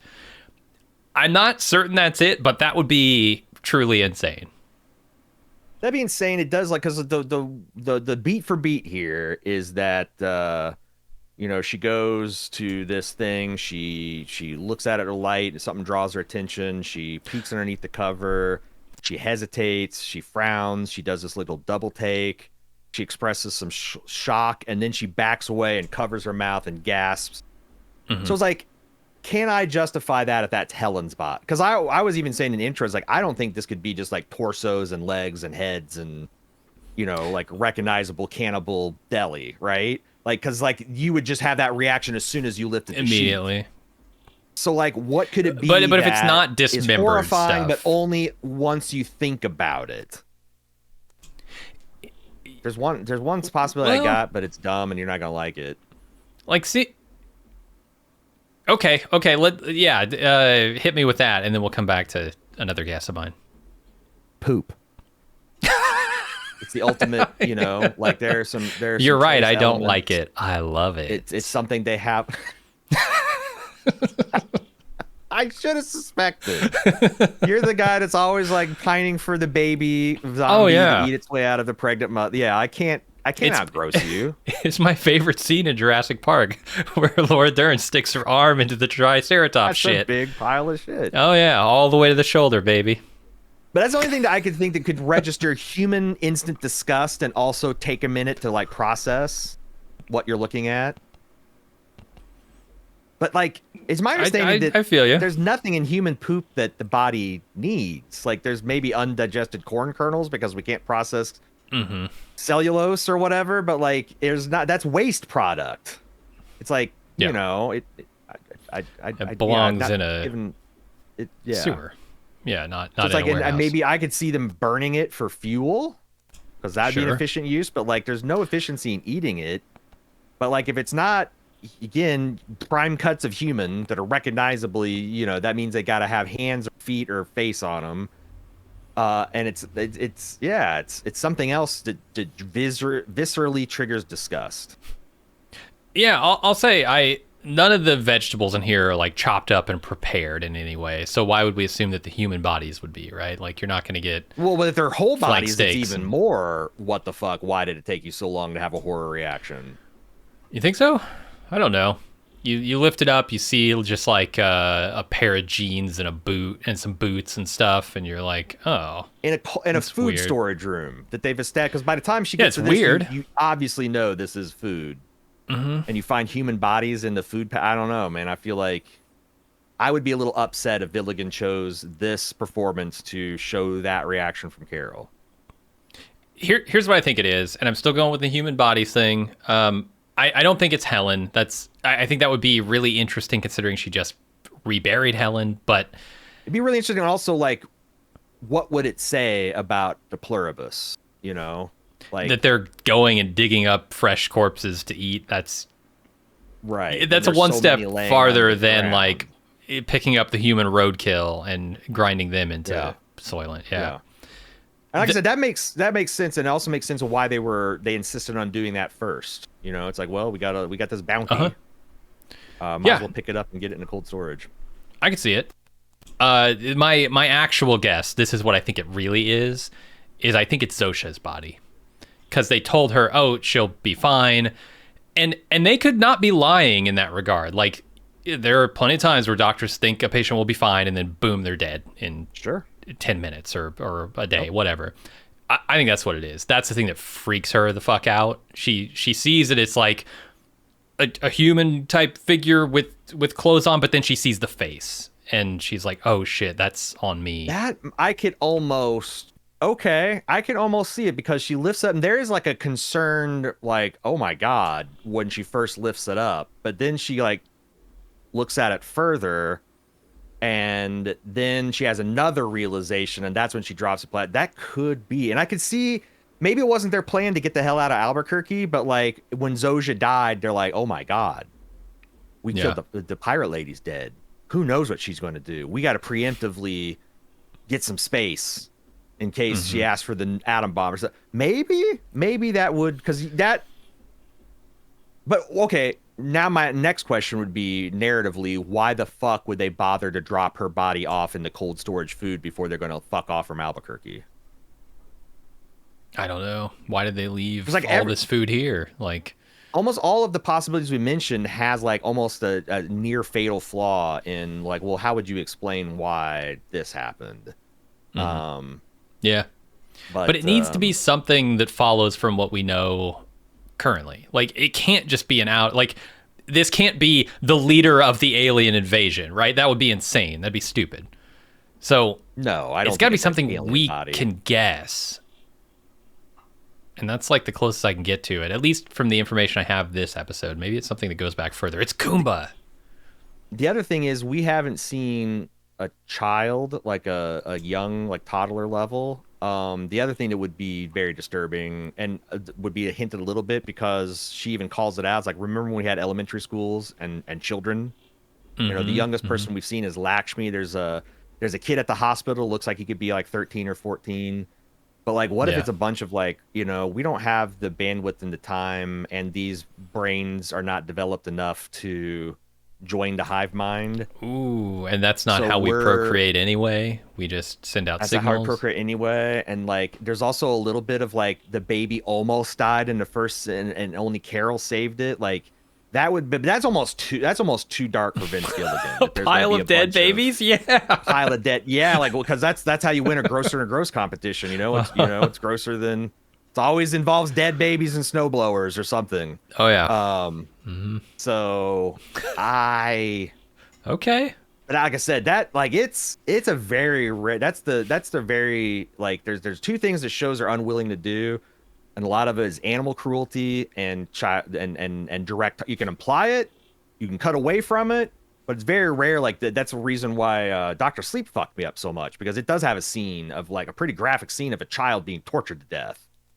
You don't usually get to see shit like that, so like that would be pretty dark for even premium television, boutique Apple stuff. Is there anything it could be? Is there anything it could be that is not a body? Because like, we just keep going to. Okay, you are. Yeah, I mean, you already said that. I will say, like, okay, what could be in a food that could be edible? That could be edible, that would have this extreme a reaction, and like I'm really coming up blank. Just a pallet full of sliced durian. Like she got closer and she smelled it and suddenly...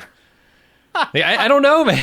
There's nothing that is edible that could be that offensive. That actually would, like, someone. It's like it's a, because I've unfortunately gotten a chance to smell a durian. I've never worked up to I haven't the chance to crack one open. Well, they're at Jungle Gym, and there's nothing that's stopping you from putting your nose up to it and getting a good old whiff of.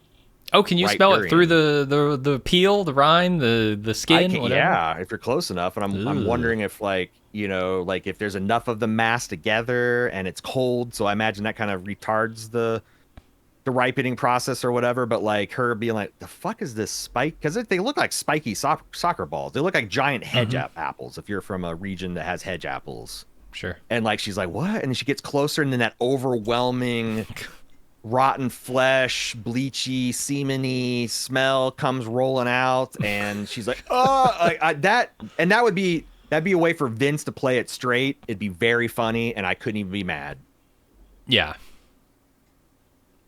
I don't know. I wouldn't put my money on durians. I'll say that. Yeah. But and I was like, where the hell would they get a pallet full of durian? But like, I've got a store close to me here in bumfuck Ohio that sells durian. So it's like Sprouts. Does Sprouts stock durian?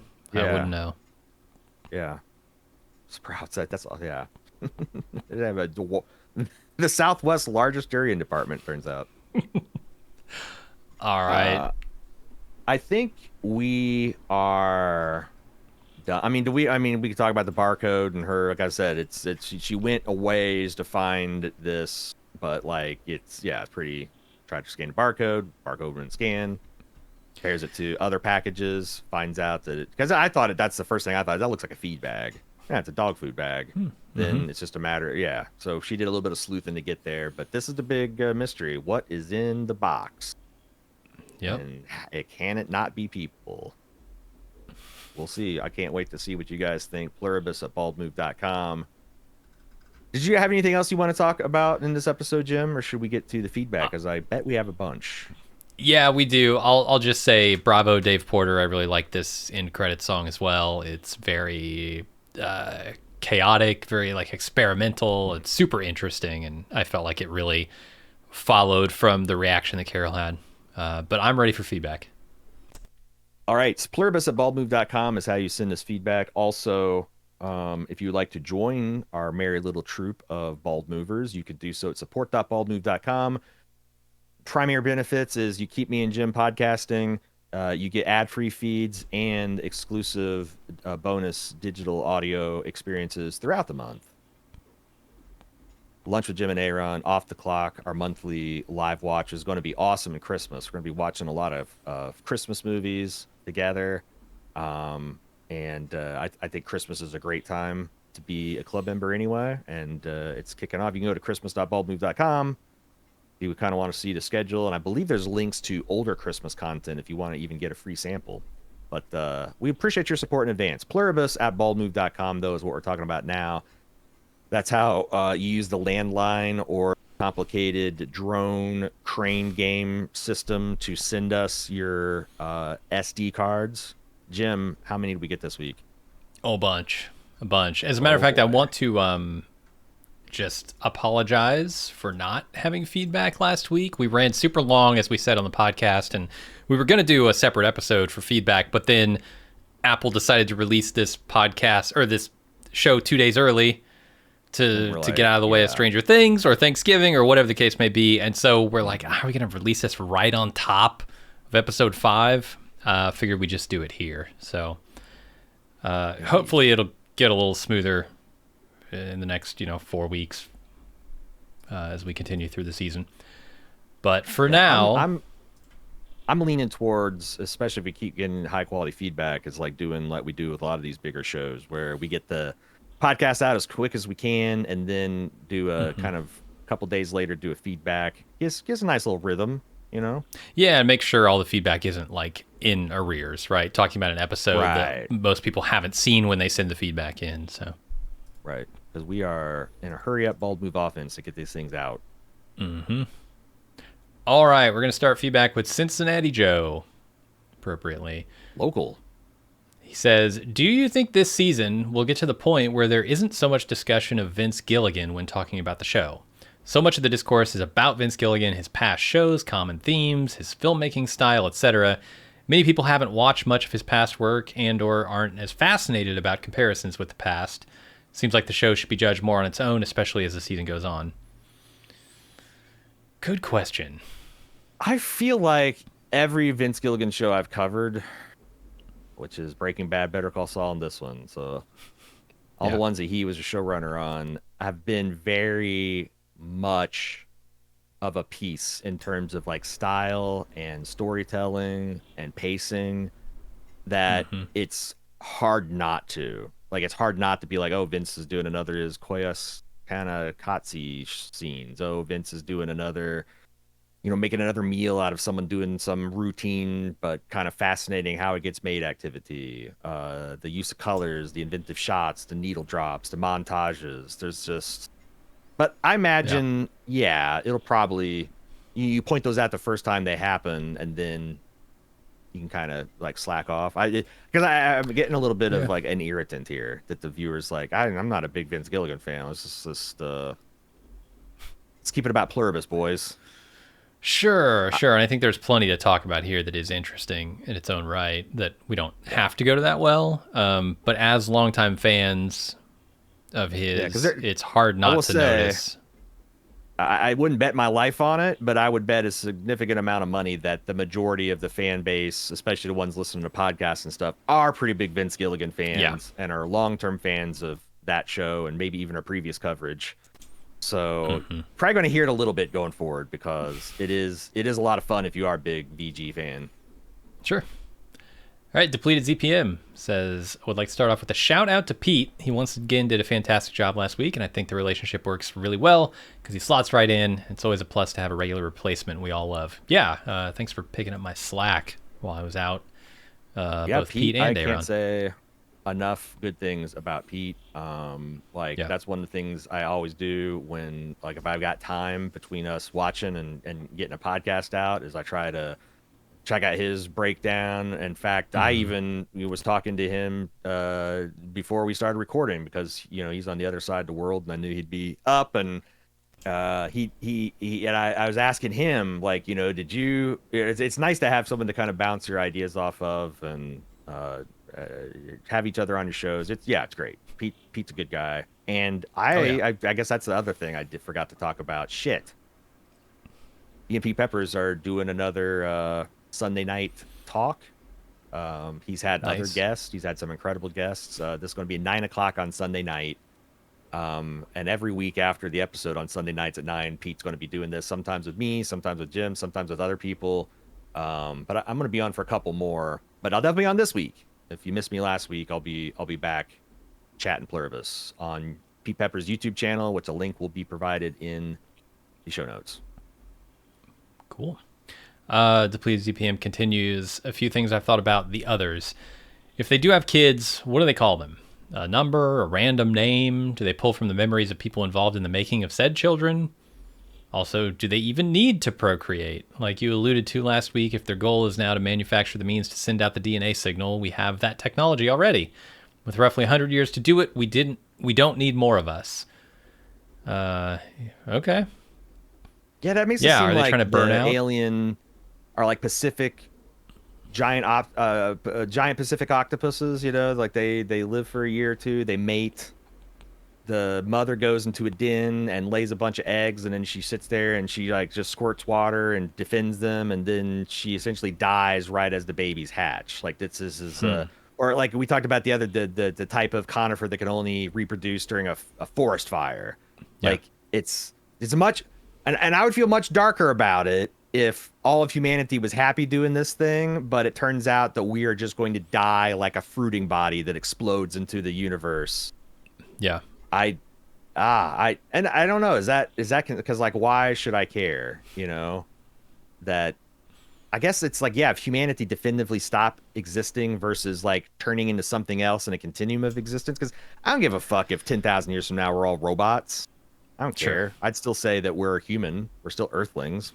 But something from 600 light years away coming and mind fucking us and parasitizing us and turning us into essentially effective gonads and having to shoot us in space and we're just going to die. Hmm.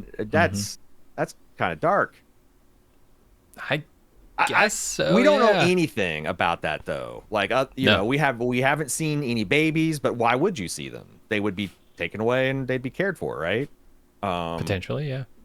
Or piled up in a food or warehouse. Who piled up in a knows? food ban, right? Yeah. So it's like, but yeah, like it seems like that's at least a reasonable thing that like they would just really pump all of the ingenuity into building a Texas-sized transmitter, powering it with a ton of power, and then once they Yeah. throw their seed into space, who cares? Because that's the thing about evolution, right? Is Hmm. evolution doesn't make you a fitter organism, it makes you fitter to spread your genes, which Hmm. is why us humans just start falling apart at the age of 30. Because, like, historically, we've either spread our seed or not by then, and our genes are going to propagate. So, like, what purpose is to keep this whole shambling architecture going other than to do the thing it's dead? So it's like it's perfectly. That's why the octopus is the way it does, or way it Hmm. is. And that's the thing. Evolution doesn't give a Also, shit that the mom dies right after her baby's hatch. She did what she was supposed to do evolutionarily. right, which is multiply. Yeah. Hmm. It's the same with like coloring of the plumage of birds and stuff. It makes them far more visible for a lot of things, like the tails of peacocks, right? It doesn't make them blend Sure. in. It doesn't make them less uh, spottable by predators, but what it does do is make them more attractive to their mates, and therefore this is a preference thing, not an environment thing, which Hmm. is like the distinction between making them fitter organisms versus making them Yeah. better at procreating. Right. And yeah, there's even layers to that because Hmm. it's not like the lady peacocks find the bigger, colorful males sexier. It's more of like that's a proxy for them being biologically fit because a weak male that's in poorly Yeah. nutrition would not have large, colorful feathers. It's Or not they even, and that's know like, that by getting with the more colorful males, their offspring will be able to attract more right. colorful Yeah. uh, partners and therefore Yeah. have more success at procreating. Yeah, it's Right. even Like in weak-brained why are birds, it's still in weak powerful. brain monkeys, we seem to be fixated with fat asses and juicy titties, and the other side really likes the broad shoulders and the square jaws What can and I the say? height, and those are all proxies for fitness, right? Hmm.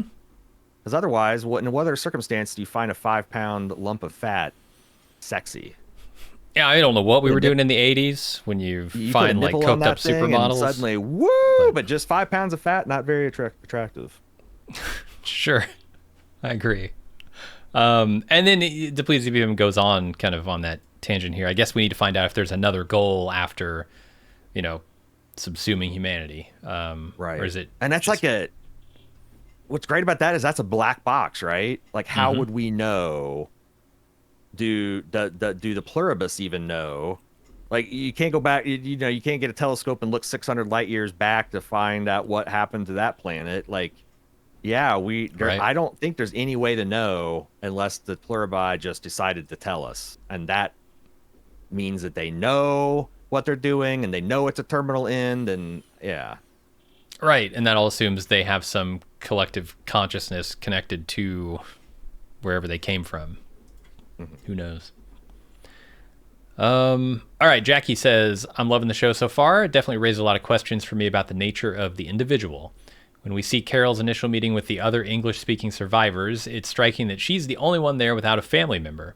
In fact, well, with the exception of Kumba, I think. In fact, I believe the other survivors are more accepting of the hive mind, not only because of the newfound comfort they enjoy as the last immune humans, but because they have their loved ones close, even if those loved ones are part of the pluribus. My question: would Carol be more accepting of her situation and her eventual assimilation if Helen had survived? that's a great what if. Right? Because like, is it because like right now it's the one of the reasons I've kind of give Carol a pass. Well, there's a lot of reasons to give Carol a pass in her apocalyptic situation, but also like, yeah, like, it's natural to be angry and standoffish with a being that you think killed your loved one. but is it more or less horrific to have that loved one assimilated and parroting all of the happy, joy, sunshine, but especially for a person like Carol, who's always struggled with, apparently always has struggled with depression and feeling judged and, back from being a little girl and her religious upbringing and all that. Like it's just kind of baked into her. Like, would that be even worse? And the fact that like you're I don't know. Like, what would that be like? Because like, Helen wouldn't. I don't think Zoja wants to stand by her side and answer all her dopey questions and whatnot. Right? It's just she's going with the flow. So like, what would that do to Helen to realize that like Helen honestly would rather be happier going outside and going to a lab and clocking into her shift, cracking the Pluribus code, but because of your sentimentality, you're keeping her here.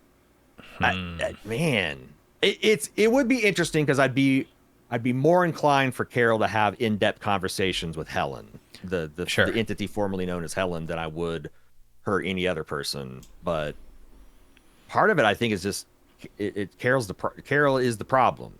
Like her attitude about life in general is also.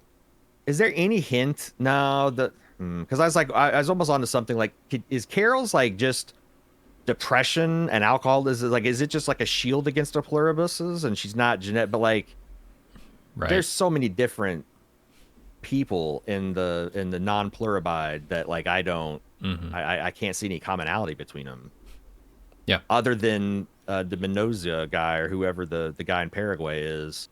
That's the only one that is even remotely similar to Carol from what I can tell. And on the opposite end of the spectrum you've got Kumba. I don't know, I think like that would be a super interesting question to ask Gilligan, if why he made the decision to kill Carol, because I do think there are so many interesting interactions. Yep, sorry. Okay. Didn't mean to say Carol. Helen. Obviously Carol's not dead. Why he made that decision, because there are a lot of interesting interactions you could have between Carol and Helen if she were the mouthpiece for the Pluribus, if Helen were. That is like, it's terrifying in a different way, as opposed to the isolation that she's feeling here. It might even be more intensely isolating if the person that you loved is now part of this thing and you desperately want no part of it. You might start questioning, am I right to do that? Am I wrong? Like, but there's also equally interesting stuff on the other side of it where Helen is dead, because I think it's driving a lot of that understanding of who Carol is and was even before this. So yeah, I wonder how you make decisions like that. Must come down to some just gut feeling that they have that this provides more interesting possibilities. And also, like, I'm kind of amazed that we've gone down the track this far and there's so many options that are still open, because like we know a lot of things, but we don't, like everything that we know is hearsay and surmisal from Carol, essentially. So there's a lot of options still open, that's why the reveal at the end of this is like, I can't say definitively it's not Helen's body, right? I imagine there's even things that Vince and his team, if they're clever enough, could put off deciding until like season 2, season 3, if they're really clever about it. Yeah. So I guess I'm impressed by, I never thought in episode 5 we'd have covered the ground that we've already covered, but I'm even more amazed at how equivocal the covering has been. Yeah. And not a tricksy kind of way, and just like, that's probably the way it would happen. Yeah, I think they're zooming in pretty intensely on a lot of the right pieces here. For me, anyway. I know some people are maybe more interested in other, parts of the story or consequences of the plot, but they've been doing a great job, in my opinion. I'm going to go to Jeff, who had a bunch of questions, but the one that stuck out to me that maybe we can talk about here, because he brings up an interesting point, is why is the internet not a part of the story? Why doesn't Carol use the internet to answer all her questions and spend a little less time watching Golden Girls? I get that the Pluribus doesn't need it, but it seems that she could demand it. And that is the interesting part to me. She could, much like turning the lights back on, she could say, turn the internet back on. Because that's the only answer to make sense is the internet's not working. The only reason you'd watch Golden Girls on DVD rather than on because like and we saw like pretty quickly all the TV stations, but the one stopped working. So I'm guessing that the only reason they're keeping the phone infrastructure going is because it's the way that they can contact Carol and the other people, right? Yeah, but she has the magic Be wand. contact. She can wave it and say, "Turn the internet back on." I want to watch Golden Girls streaming on Netflix. I want to. Well, I that's want the to thing. look That- up that- on Wikipedia what this substance is, and Yep. like I want to figure out myself how to defeat you guys with the internet. I agree. I just think that like this butts against my hesitation to say that they are incapable of lying. They're incapable of not giving you the things. They're incapable of because like it could be that she has to turn on the internet and like I'm sorry, Carol, we can't help you with that. We can't make your job destroying us any easier. And we've decided since all the shit you've pulled that now we got to think about it. You a little bit more cagey. Yeah, I think that could certainly be the case. I think the annoyance that some people are feeling with Carol stems from the fact that she's not thinking in these terms. She's not immediately going, I need information. Where do I find information? The internet. Oh, it's off. Turn it back on. Like, Right. And that's a very like, logical train of thought. It should come up that the internet that's is the down. point, yeah. You know, unless Vince trusts us that like if the cell phones are down, the internet's going to be down too. But Well, the trust is going the other way in my case because I trust that Vince Gilligan will in time get to something like that. He has a pace that he is going at, and all of it so far has been very interesting. Yes, there are questions about why didn't she do this or that. I think in time she will get to that stuff. You know, she'll realize, oh, I'm out of my depth, you know, squishing this stuff between my fingers and using pool chemicals to figure this out. Let me turn the internet back on or see if I can. Yeah. Yeah. And we're just not there yet. No. And I said, you're right. Maybe the faith is in the other position that I just, you know, I've got a lot of experience with this gentleman telling stories and very rarely has it not been rewarded. So. Yeah, and I do always come back to sometimes you just don't think of things as a writing room because you are but, you know, 8 people or however many are in that room. And then you have the internet pounding away on this question, the questions that you raise 24/7 for a week straight. And of course they come up with things that you didn't think of or things you should have absolutely thought of that you just overlooked. Yeah, that's going to happen on any show. So I don't know if that's the case or he's like, just hold on, we'll get there. But we'll see. Yeah. All right, AJ says, something struck me that I haven't seen many people mention. Carol spends so much time investigating the other 12 holdouts, trying to figure out whether any of them have the scientific background, skills, training, etc. that could help her uncover a cure or a way to reverse it. But the more the show goes on, the more I feel like she's actually the one with the special ability that matters. She's an author and a storyteller. If anyone can craft a message powerful enough to reach the hive mind, it's her. It makes sense that the real solution wouldn't be a scientific breakthrough, but a story compelling enough to make the collective rethink what it's doing. Who better to give humanity a voice than someone who knows how to create meaning and connect people through narrative? Then Brand the Broken. Who else could be a better... Yeah. Okay, other than my knee-jerk hostility to that sounding a lot like the resolution of, in my opinion, the disastrous Game of Thrones run. Yeah, I almost went there when I talked about her being an artist. Like, maybe she's barking up the wrong tree, because even in real life, we find that, like, if you can give a person a compelling story and a narrative that they can invest in is worth 10 lectures from Bill Nye the Science Guy about whatever, you know? Yeah. That emotional connection, because we're emotional beings. And if she can tell a story, which we know she can, maybe not a highbrow Finnegan's Wake, but maybe, you know, something that it just appeals to the masses. Check, check, check. She's got art. She can draw. Yeah, why couldn't she tell some kind of compelling story? I just don't know how you make that exciting. How do you dramatize that to be exciting? But if anyone could, the master of music and montages and you know, I wouldn't think that the 17th time I watched crystal meth being cooked would be interesting, but by God, never stop getting old. Or Never stopped never getting old. started. That's how I feel. Never started getting old. Never got old. It didn't start. It didn't finish. It never got into midway. It just never got old. Yep. Somehow I don't think that's going to be the resolution to this. I do think there's going to be, a closer to science thing that'll happen here. But it is an interesting thought. And they made Carol a writer for a reason. That's the thing I agree with. That is going to be very important for her interfacing with this Pluribus and also herself and her own actions. She's going to have to craft herself a story here, too. Agreed with that. All right, Wendy. Good solid Breaking Bad name there. Says, if Carol can stop the Pluribus, but she has to destroy Earth and everyone on it to do so, should she do it? Could she stop this from happening to the next intelligent species? Is it just the possibility of saving a species that she can't be sure even exists worth destroying the species that is in front of her? I think a lot of this depends on how abundant you think intelligent life might be in the universe, how valuable you think each individual, unique, intelligent being is, how harmful you think the pluribi are, and more importantly, how you think about all this stuff if you are Carol. And maybe also if you're a guy from Paraguay, or possibly a scientist in a bunker, because Carol is going to be coming at a question like this soon, and I doubt she's going to be alone forever. That's a big question.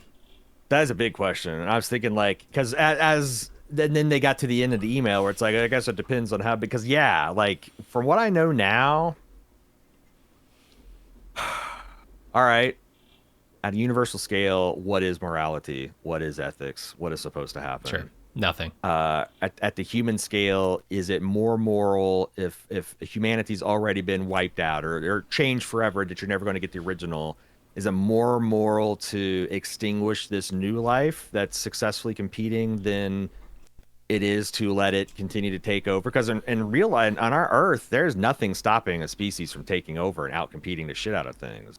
You see that with invasive species all the time.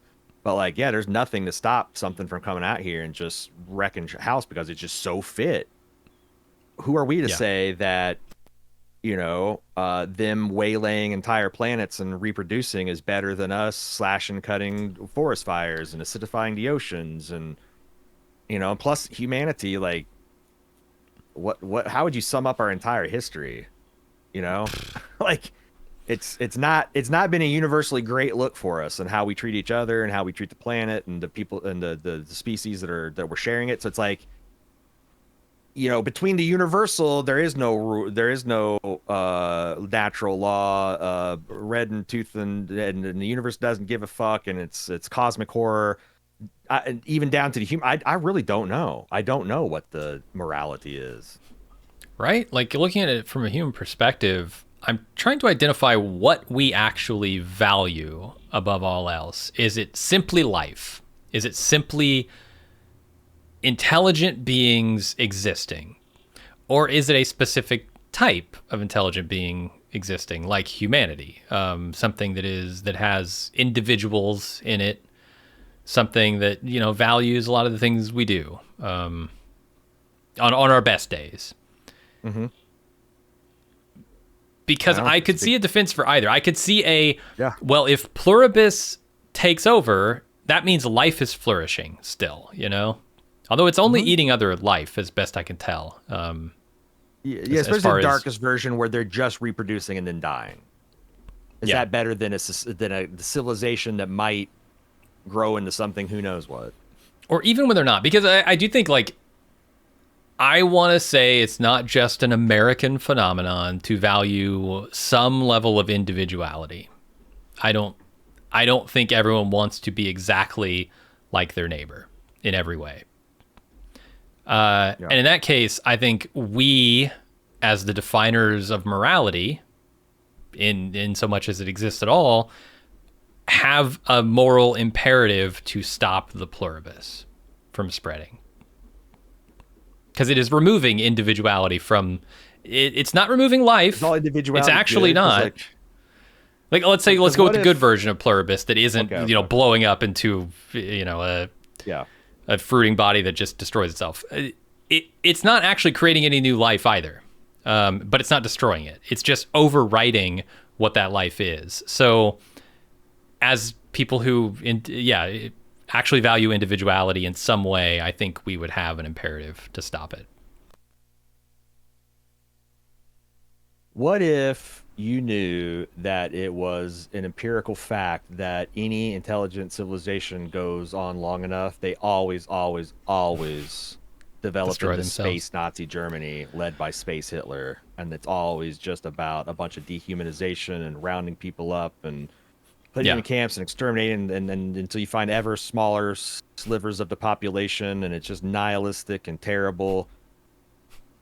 Would it be immoral to stop that from spreading then? Because is Pluribus worse than perpetual Space Hitler?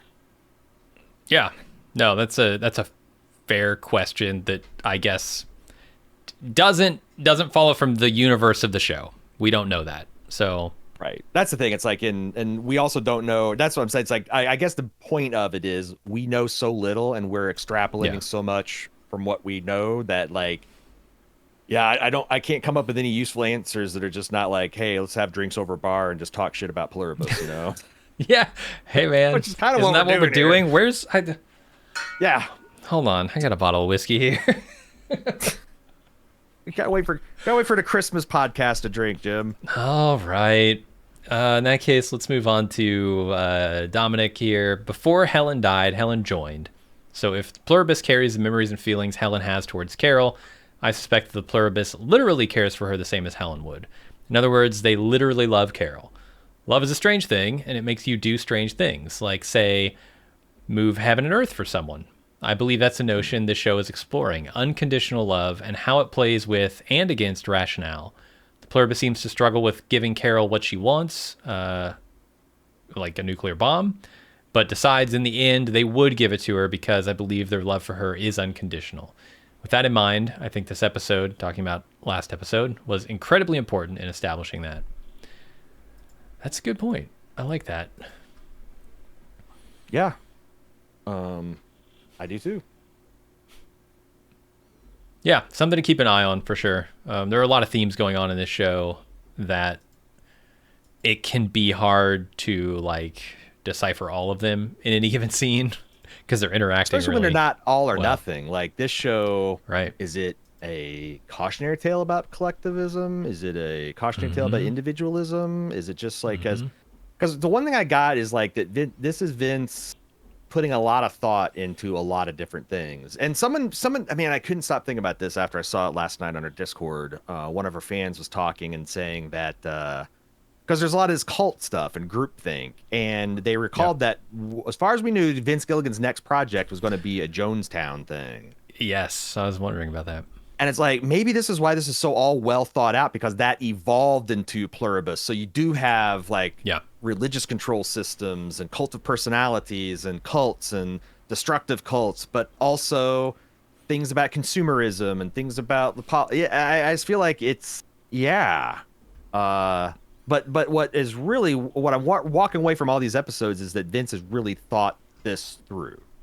Yeah, you know, I agree. And has a lot of things to say, and it's not maybe necessarily convincing you of one way or another, but just raising the question and asking, like, what do you? I don't know. Just like kind of like playing the game with the eye doctor where he's twisting the knobs or she. Twisting the knobs and has been like, is this better? Is that better? Is this better? Is this better? Is it, you know, it's like, if I know. I don't know. I will say that at this point, I would like to take a 24-hour test drive as a Pluribi and then come out of it and be like, what do you think? Yeah. I'm Pluribus curious. Yeah, I would like that. That could be, it could be just a class in school, right? Like you got Pluribus 101 where you just be a Pluribus for a day. Come out of it, then you have a different perspective on life. It's also interesting if like we're right about the children not being able to join into, or maybe it's the opposite. They join in the womb. That'd be wild. Like, you know, the brain starts forming in 20 weeks or so, and then little bundle of joy is starting to transmit their thoughts about stuck inside the womb.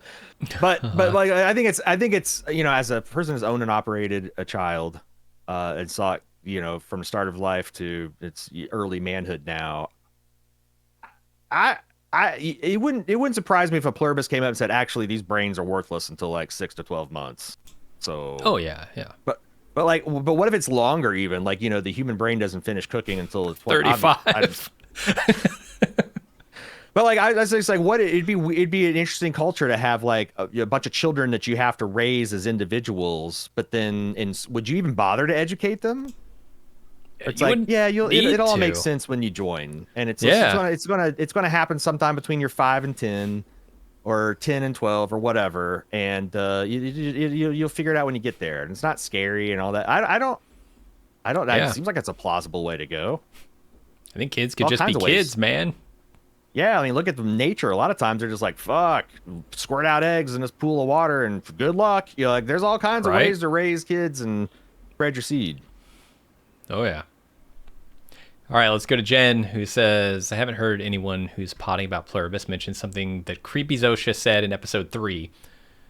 No, not Creepy Zosha. The thing she said was creepy. It was during one of the conversations where Zosha was explaining to Carol about their efficiency efforts after the lights went out. And Zosha's saying we don't need lights on after dark because there's no crime. Only certain people work at night. And because we don't need personal dwellings. And a week later, I can't stop wondering what kind of dystopian barracks situation people are moving into.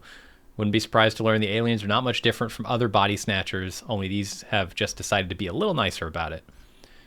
Another fascinating question, because I've wondered the same things. Are they going home to are they all like sleeping in warehouses stacked on pallets, like capsule hotels? Do they sleep standing up or sitting down? Or we've never seen one just sleeping. We've seen them knocked unconscious, but we've never seen one just getting ready in the morning and putting on different. Yeah, I feel like I feel like there's a good chance before the end of this season we're gonna have a cold open that is just like the day in the life of a pluribi. Like, from the sun comes up, that. they wait, and they're in a room full of people, and all the eyes like snap open at the same time. They all get up and like, because I do think that you cannot go a whole season without, like you said, a Jane Goodall style. This is how this is how they live. This is how the pluribi do. I mean, I'm fascinated by it. I would love to see even an entire like bottle episode. Well, not in that sense, but you know what I mean. Just a contained episode that shows just the pluribus kind of moving around. Because I'm just thinking of like the logistics of it. It wouldn't even really be a barracks situation. It would just be people sleep where they are when they need to sleep. And when you need them to do something in that vicinity, you wake them up and you send them to do it. Like, we only sleep in our domiciles, our own private domiciles, because we have a preference for privacy. But we don't want people to break in our and house safety, and murder us. Yeah, safety. But if I were the only person on the planet and there was no harm that was going to come to me as a result of it, I would sleep wherever was comfortable to sleep. Yeah. You'd eat whenever you're hungry. You would probably not lock the doors, or as long as you're indoors. Like, I guess you still worry about wild animals, but I mean, if I was on an abandoned, like a deserted planet, like just a planet that had no form of fauna or something, like I imagine you just revert back to Garden of Eden mode. You're just run around naked and sleep wherever the ground is soft and comfortable. Right? We didn't talk about that when we talked about the clothes. Why do they even need clothes? I'm thinking, like, at the minimum, it's going to be like, if we want to go to the efficiency, it's going to be like the U.S. Navy runs their submarines where people hot bunk. It's like everyone's got to sleep, and everyone's got to sleep at the same time. And some of you guys are going to slide into a bunk that's still body warm from the sailor in front. Now it's like, man, it's already bad enough when you're in a bathroom situation. You sit down like, this toilet seat's body warm. Let alone like getting into someone's warm stink bed. Like, no. But that's what we do with not being a hive mind. That's just when you throw a bunch of dudes into a metal tube and being like, figure it out. If you just want to make it, I'm just thinking of like just Japanese capsule hotels, and people are hot bunking. Like, you get 8 hours of sleep, that person's coming, as you're sliding out, someone else is sliding in. Yeah, or any random hospital bed while you're on, like, when your shift's over, just plop into one of those and wait for your next shift. Yeah. Wait for your next meal. Yeah. I don't know, but I would be super fascinated by that episode. All right, Mark W. Enjoying your show and your podcast. I'm from UK, London. Nice. Nice. I was thinking, does the hive mind procreate with itself? It must, I guess, unless the aim is to eventually die out as everyone ages. That's the difference here. Is we keep thinking about like, do they make babies? But it would be with yourself. Is that like an autonomous function at that point? What? How do you even describe what's happening? Would you call this asexual reproduction? Right. No, it's because it's regardless of the fact that like you've got individuals making up a collective hive mind, like they're still doing. It's not asexual because it's the genetics that are switching, right? Yeah, I think you're right. It's like up to last week, wasn't even thought in my mind that the human race would just die out. But ever since I started thinking about that and destructive forms of reproduction and like what it would do to the planet to make a giant, essentially energy cannon that shoots a signal into space, like that might, maybe they do. Maybe it is like a one and done. It's possible. I will say space is a big place. And if I'm an intelligent species that wants to guarantee that signal gets somewhere else, I don't just set it and forget it, right? I'm not just going to set up the signal to spray out into space wherever, hoping that somebody picks it up and then let myself die off. I'm going to try to procreate to keep that signal going until I know it's found its mark. Unless you're one of those like frog types that just shits a bunch of eggs into a pond and hops off. Like, that's what I'm saying. Yeah. Like, there's no... You just don't know. You just don't know. Yeah, that's what makes it interesting. Mark continues, if a baby is born that was never an individual, what happens if that grows up to an adult and is then broken away from the hive mind? Oh, God. Yeah, you can't revert back to an individual who is never an individual. Yeah, I don't know. Just like that, this has been explored in science fiction. I even think when I was like 12 or 13, I read a Star Trek novel where there was this species that lived in giant membranes of, essentially saline, like saline water that's breathable. It's like, saturated with oxygen. And at some point in their history, they had come across an Earth ship or a human ship that was damaged, and they couldn't do anything but like beam to people, and I guess they just had like a collection of bait. This is a really long story short. They had a whole bunch of feral human children swimming around their ship, and there was a couple that were like, I guess, teenagers when they're taken, and they could, but like the kids that were born in that environment, when you took them out of that and put them in a starship with breathing cold air in their lungs and feeling and not being certain, like they just couldn't take it, and they'd almost inevitably commit suicide just because, like, think about it, if you're used to swimming around in 98, it's like, it's like having a newborn experience except for the brain and the awareness to process it, and you can't ever go back. There's a lot of things where, I think if you raise people and they adapt in a certain way, couldn't handle it. And I'm like, it'd be very interesting if, like, even at 8 days you broke someone out and they just started screaming because being alone in your own How is that different than every other baby? I've never met a baby that isn't constantly screaming. True, but like, that's what I'm saying. It's like, who's to say that, like, it's such a, it's like it's they keep on making this comparison to heroin. Like, you can stop doing heroin and die from stopping doing it. So like, if this is that good, I could see people just becoming dependent emotionally. If not, because I don't think weed is physiological addictive, but it might be psychologically addictive. And sure, being connected to everybody, I imagine, be super psychologically addictive. Fair. Let's go to Rob here. I have a theory on the hive mind's memory, as displayed in episode 4. I doubt anyone on Earth, Helen included, could quote specific pages from the Waikaro books. Maybe not anyone, but this is an interesting point. Note that the hive mind initially wasn't specific about its thoughts on Carol's books, and then it was.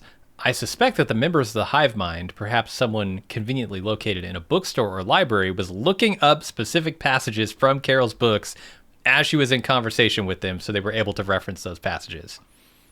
That's a neat idea, and one I didn't think of. It is a neat idea, but I don't.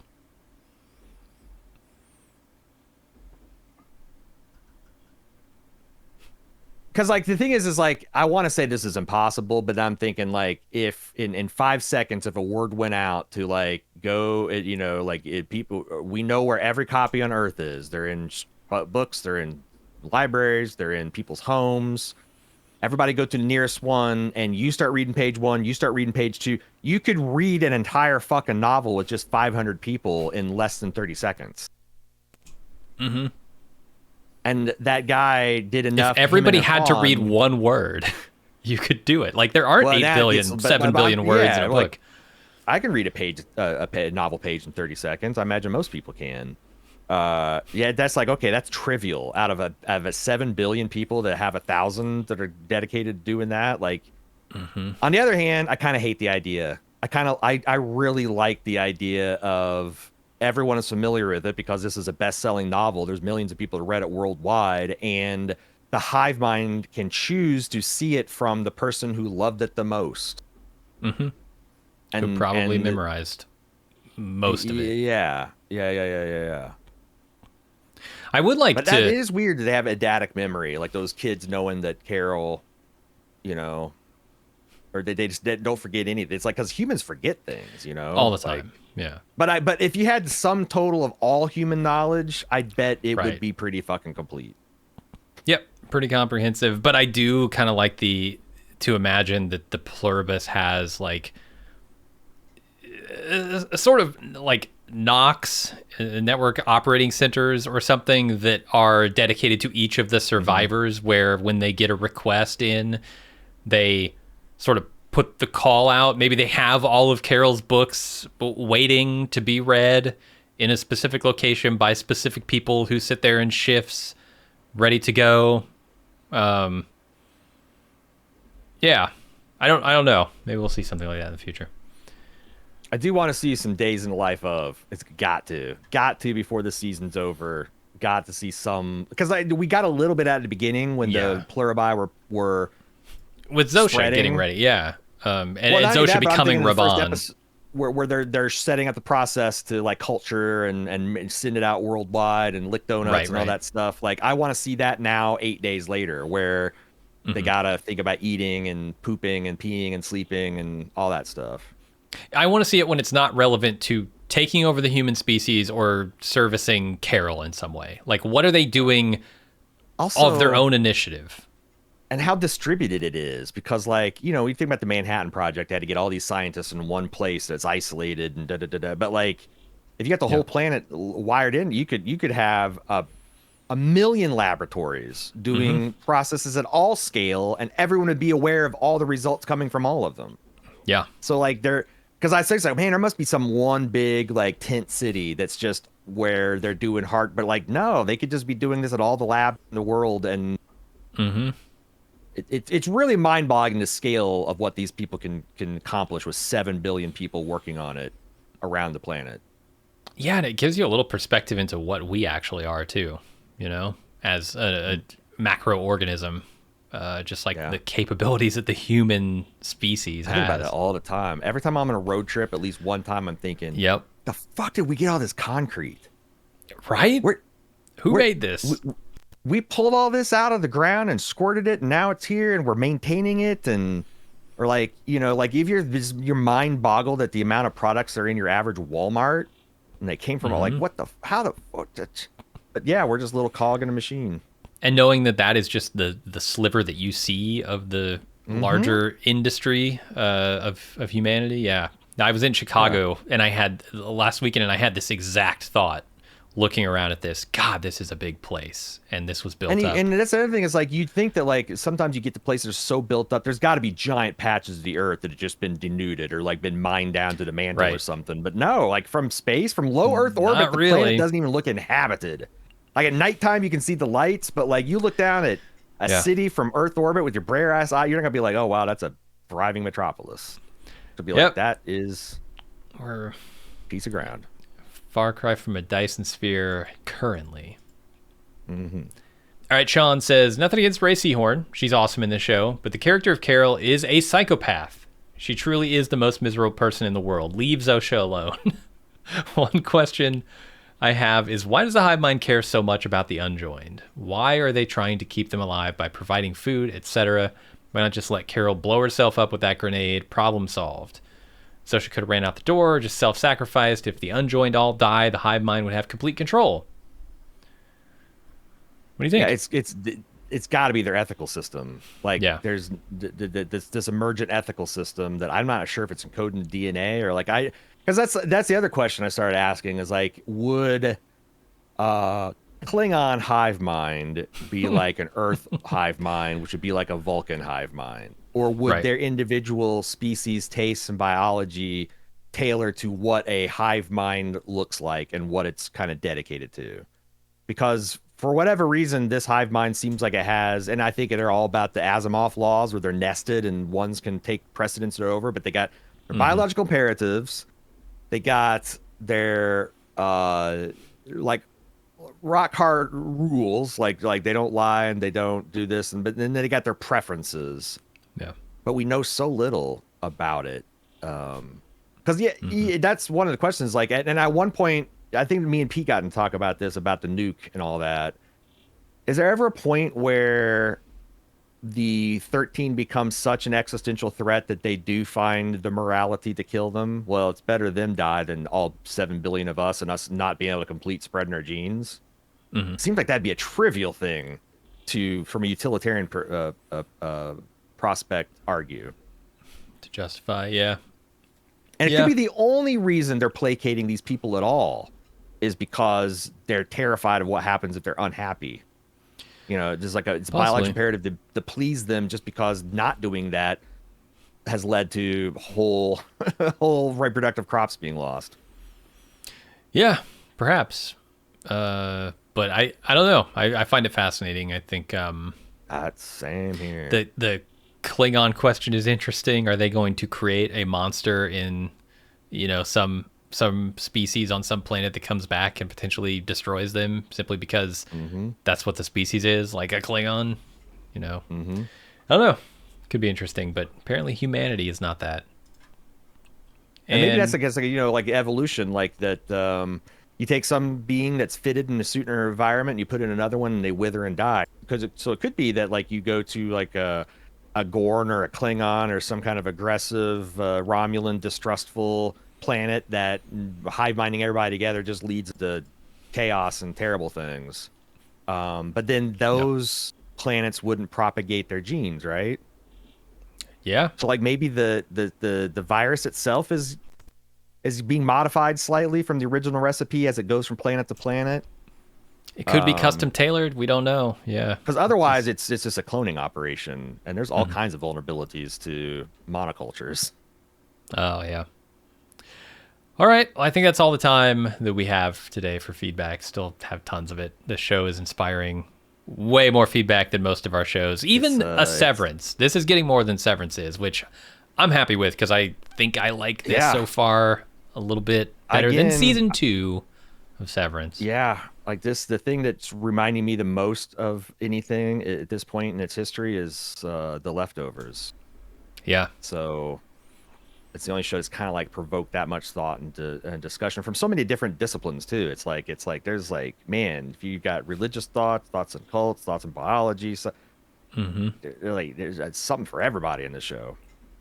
Anyway, we've been talking for a long time, maybe too long. We don't have mind. We can't just just think. If we were in a hive mind, we could do this podcast in like a second. We wouldn't have to. Yeah, everybody already know what we're going to say. But thank you for listening to it, making it to the end. Again, pluribus@baldmove.com if you'd like to get a hold of us. You can also support us, support.baldmove.com. Keep up with what we're doing. You can subscribe for free if you just want to like updates and see what we're doing. But if you pay a little bit more, ad-free feeds, bonus features, and the joy and satisfaction of knowing you're keeping this two-man collective going another week. That's going to be it for Pluribusin. We'll see you next week. Until then, I'm Aaron. And I'm Jim. Later.